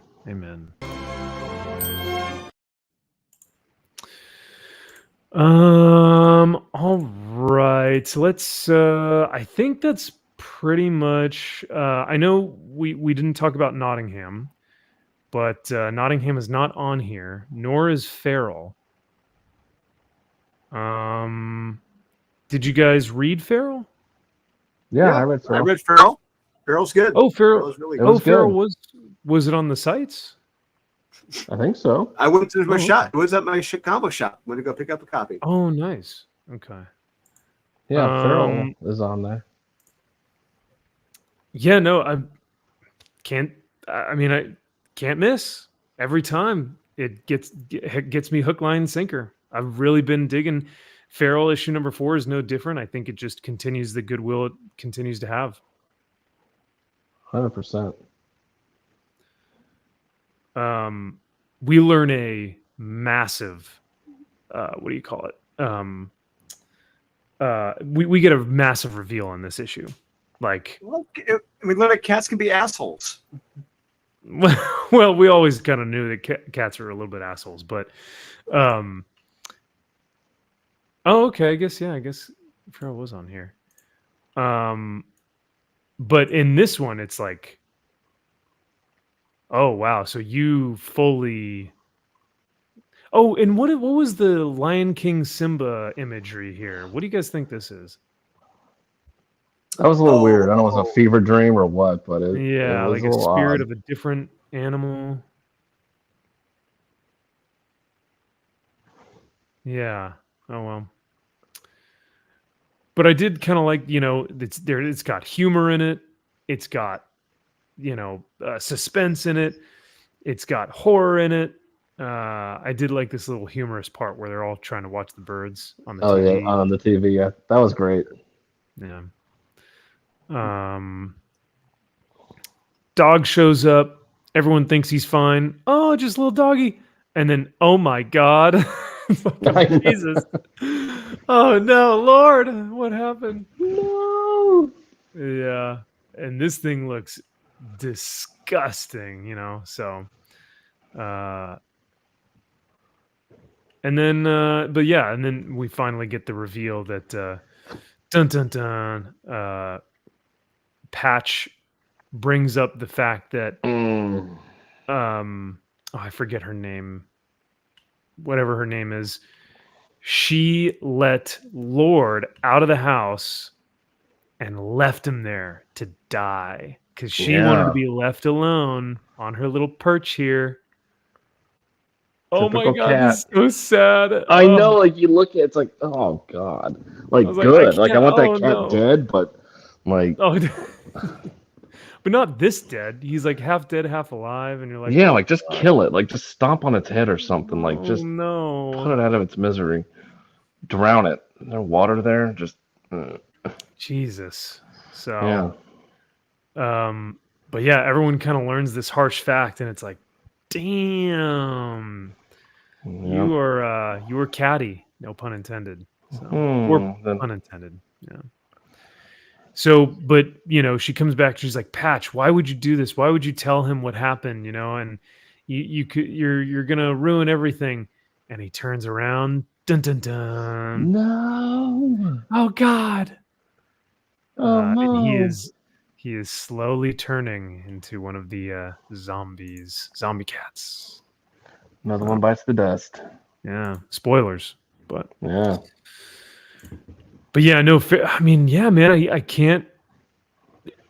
Like, there's nothing really that stood out in this issue, but there's really nothing that I'm like, oh, this sucks. You know what I mean? Like, there's just nothing that that I can criticize in terms of pace. The pacing is great. The art is great. The story is really intriguing and keeps you engaged. Like, yeah.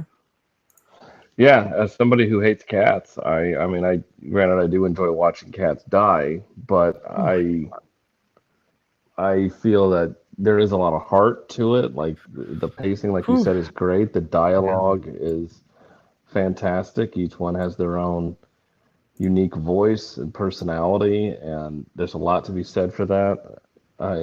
It's a fun series. Yeah. No, it's rad. They're crushing it over there. They are. They're at Image. Well, the last one, oh God, I forgot about Jackpot and Black Cat. Wait, you didn't read Pound Town #4? Pound Town? Yeah. Oh, Animal Pound Town? Yeah, Oh Tom my King's Animal God. Farm. Yeah, it's Tom King at his finest. 40 out of 40 liked it, and they gave it a 4.6 average. Yeah, it's a perfect comic book. Guys, for any fans of Tom King out there, he's not going to make love to you. I'm sorry. You'll see about If any, that. he will want you to step on his balls in high heel stilettos. Well, some people may want to do that. I don't know. Maybe actually, yeah. Mm-hmm. I am not going to review this. It's awful.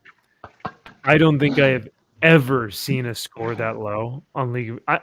I know I tend to say that every now and then, but this seriously, we checked the score earlier this week on Wednesday. I texted the gang and I told them, I said, this is abysmal.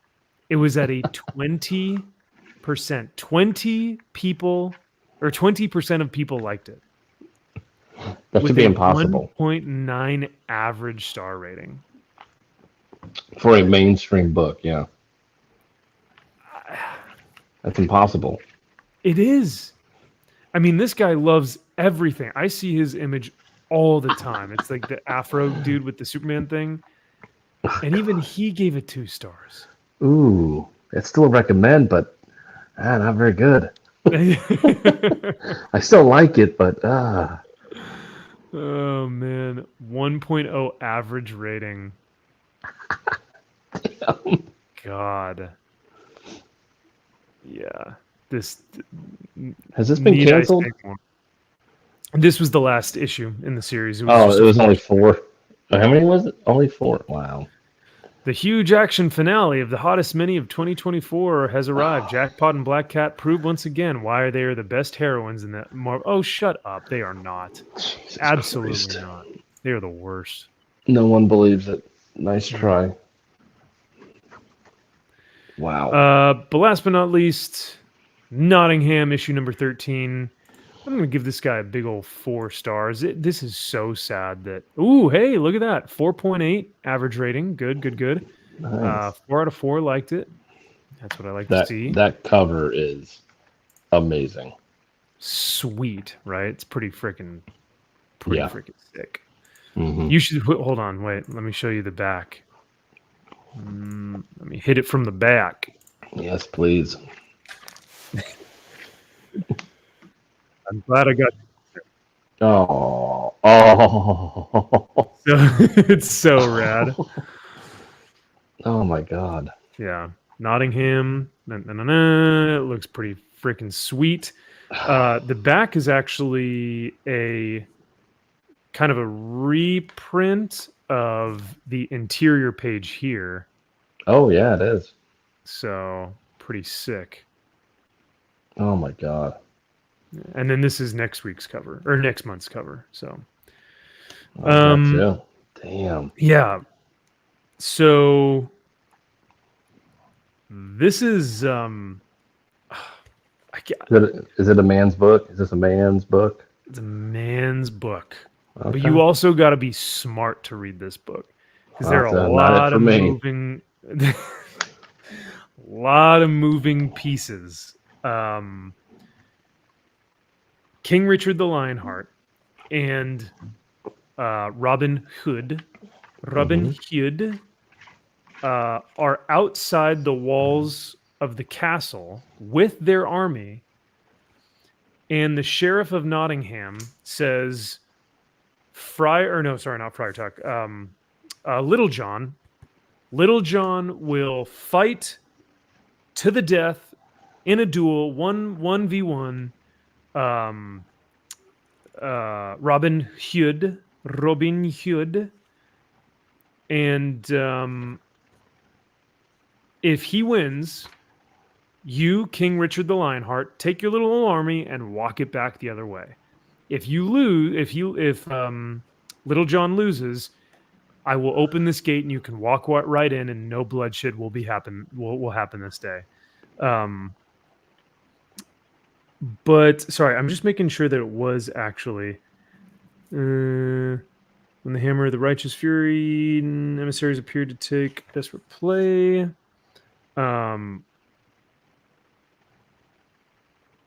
Let's see what.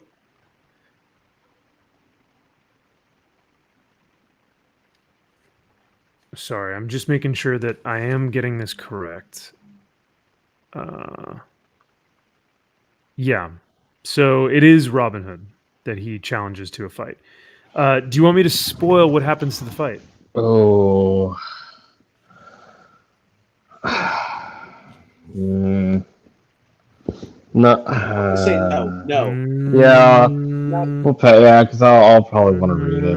What's Yeah. happening? I don't know. It looks like who's winning, who's gonna win, what's going on.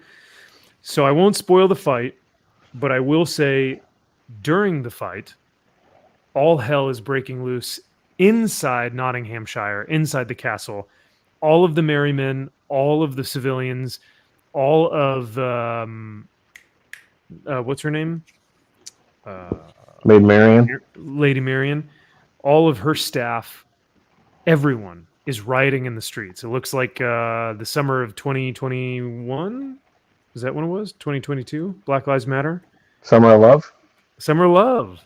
And that is what it looks like. So the Sheriff of Nottingham is besieged on both fronts. He's got King Richard to his front with an entire army, and he's got this riot going on in the back. And he's trying to fight on both fronts because he realizes that he's the only sane one in this entire situation that is trying to keep the castle intact. And so he's trying to talk to King Richard. He's trying to talk to Lady Marian, and no one wants to seem to listen to him until he finally just snaps. And he's like, "This isn't about trust, like trusting me or believing in me. This is about all of you owe me your lives because I'm saving every single one of you. I'm an outlaw. I don't need to be here, and yet I am, and I'm trying to save everyone's asses. So if you stop fighting, or if you continue to riot, you will die because King Richard will be here in any moment. If you decide to stop fighting each other, maybe we'll see the next day and we'll live to tell the tale. And so they all, well, I won't tell you what they do to the Sheriff of Nottingham, but yeah, he has this great big like speech where he just pierces with his eyes and he's like, everyone shut the F up and listen to me. It's pretty rad. I love it. Yeah. So damn, I need to read it.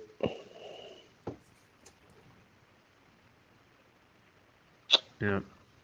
Art, as always, just freaking on fire. God, Crushing like, it. he does so well with big, epic, like Gladiator, Braveheart fights. Yes, Just he massive does. scenes with lots of people doing lots of things. Yeah. He crushes that. Yeah.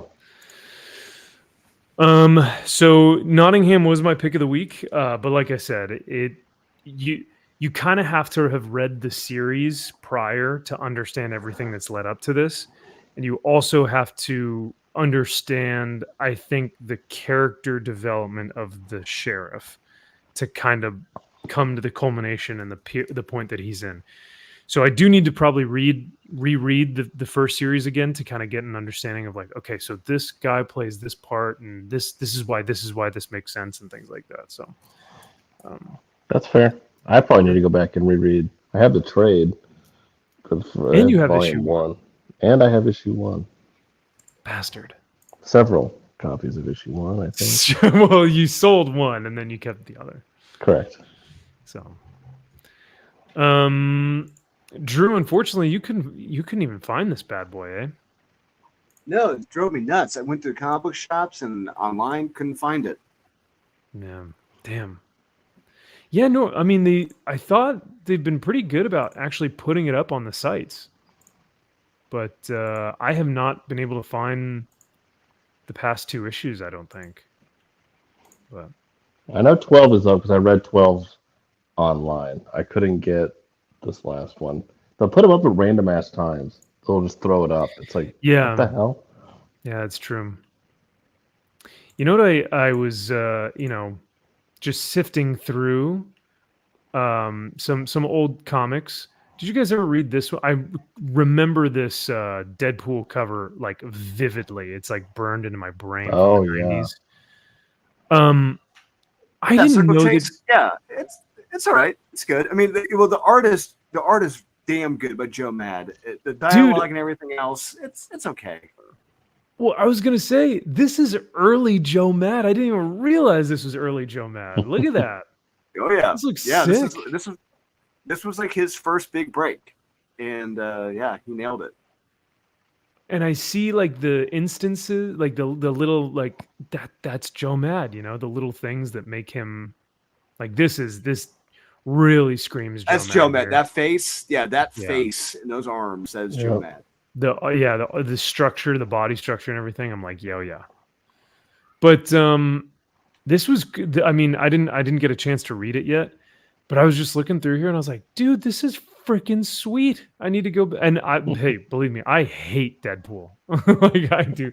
I am so sick of him as a character, but hey, Joe Mad, I'm there any day. But it looks That's for fun. sure. Yeah. Hell yeah. And then this was also during that same era of the kind of the same cover, But this is classic. I'm pretty sure this is what they did for the movie and the TV show. In terms of like Daredevil's intro, Yeah. because he gets introduced to Stick, Yeah. how he gets blind, or how he was blinded, all that good stuff. So Matt the Devil Murdoch, yeah. So another great one, but just some fun stuff I was looking through. Oh, I forgot to ask you. All right, so before we head out, I asked this on Twitter and I got multiple different responses. out of the 4 Daniel Warren Johnson title. Now, DWJ's had plenty, Extremity, Ghost Fleet, Space Mullet, Murder Falcon, Transformers, Do a Power Bomb, Beta Ray Bill, Wonder Woman Dead Earth. What do you think is objectively his best work? And then which one is your favorite? It's a tough question. I would say objectively, it's Do a Power Bomb. Oh. But personal favorite for me, I would say, it's the Superman Red and Blue short story he did. Wow. Pulling in a ringer. Okay. I did not expect that. What about like short, like series? Like if we stick to just series rather than the short story. Okay. Short series. Yeah. Sorry, I got to hold you to a standard. Yeah. Honestly, his run on Transformers, I love it. That to me, that's my personal favorite. Okay. All right. Keel? Yeah, see, I would say objectively Transformers is by far the best thing. My favorite is the Beta Ray Bill series he did. Oh, wow. All right. Well, you took the words out of my mouth. So I put, I think some of his best work, and objectively, I think he has never done better than what he is currently doing in Transformers. I have not seen him be this on every single issue. I mean, it's just perfect. It's just objectively what you would want. Objectively, Daniel Warren Johnson's best work to date. And I think it's because he loves the Transformers so much, because he's so passionate about it. But I'm with you. Beta Ray Bill's my favorite, man. Like, it's so heartfelt and it's so much fun. And like, hold on, let me see if I can. I'm gonna pull up that first issue and then we'll call it a night.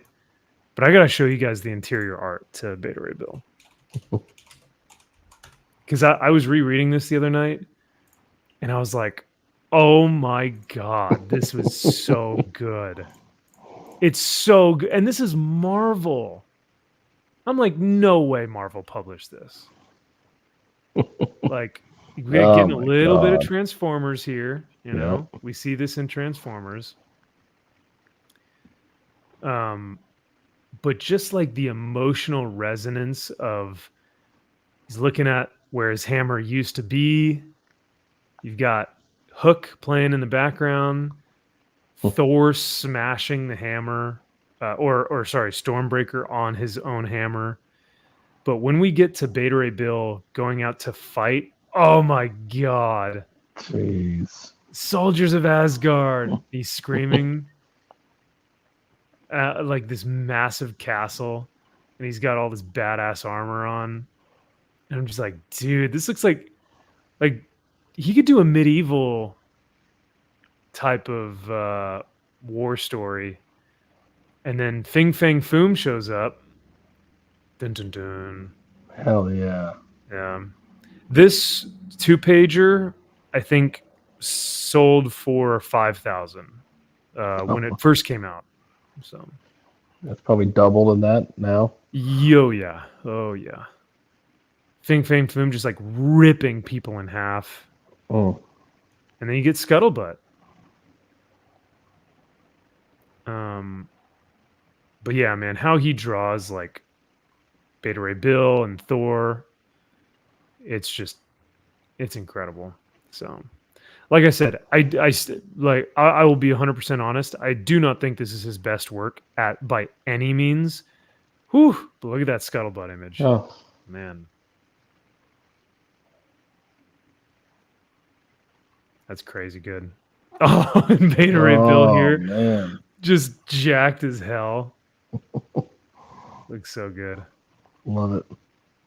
But yeah, so I am in agreement with you there. How about What? that? So wait, Drew, why do you think? Why do you like do a power bomb? Or I why do you just- think I do power bomb love- is his objective best work? To me, I love the family element. I really think that, for me, just the emotional tone and just the revelations that are come out between the father and the daughter, and yeah, I love everything that's set up in that story. I love the messaging. I love the action.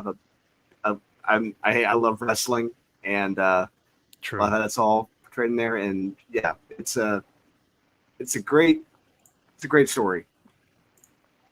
All right.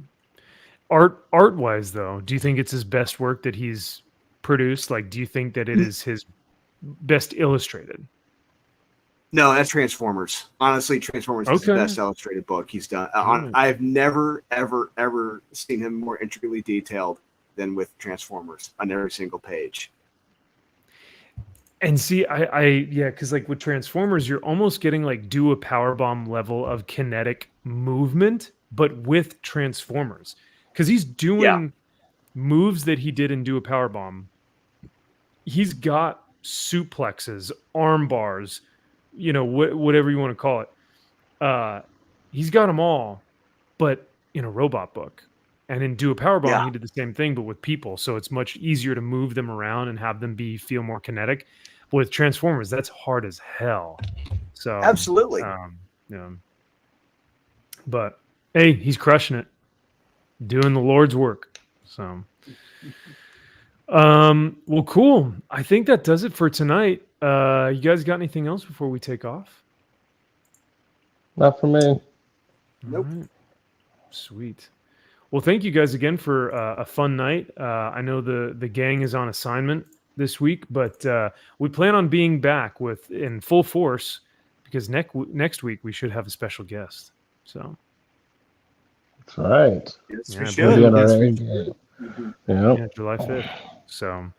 So if you guys have not already, that's your hint. I'll start waving this bad boy around. That's your hint right there. So Oh. oh.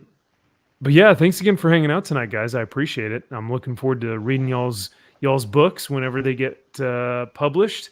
And chat, we will keep you guys updated once Kyle and Drew have their books out. Kyle's still going to take a while, but Drew maybe having his out. What do you think? Oh, man, if Aurelius is able to stay healthy, if he's able to stay on track, and he said these last couple are going to be quick and easy, I'm really hoping we can have this out August or September. Ooh, wow. Even sooner than I expected. Look at that. Heck yeah. Like I said, I'm hoping. We'll see. Okay. All right. Well, that'll do it for us tonight. Thank you guys again for hanging out. Thank you for having a fun comic shop conversation with us this evening. And we will catch y'all next week. Take care. Adopt or die. Thanks for the hits.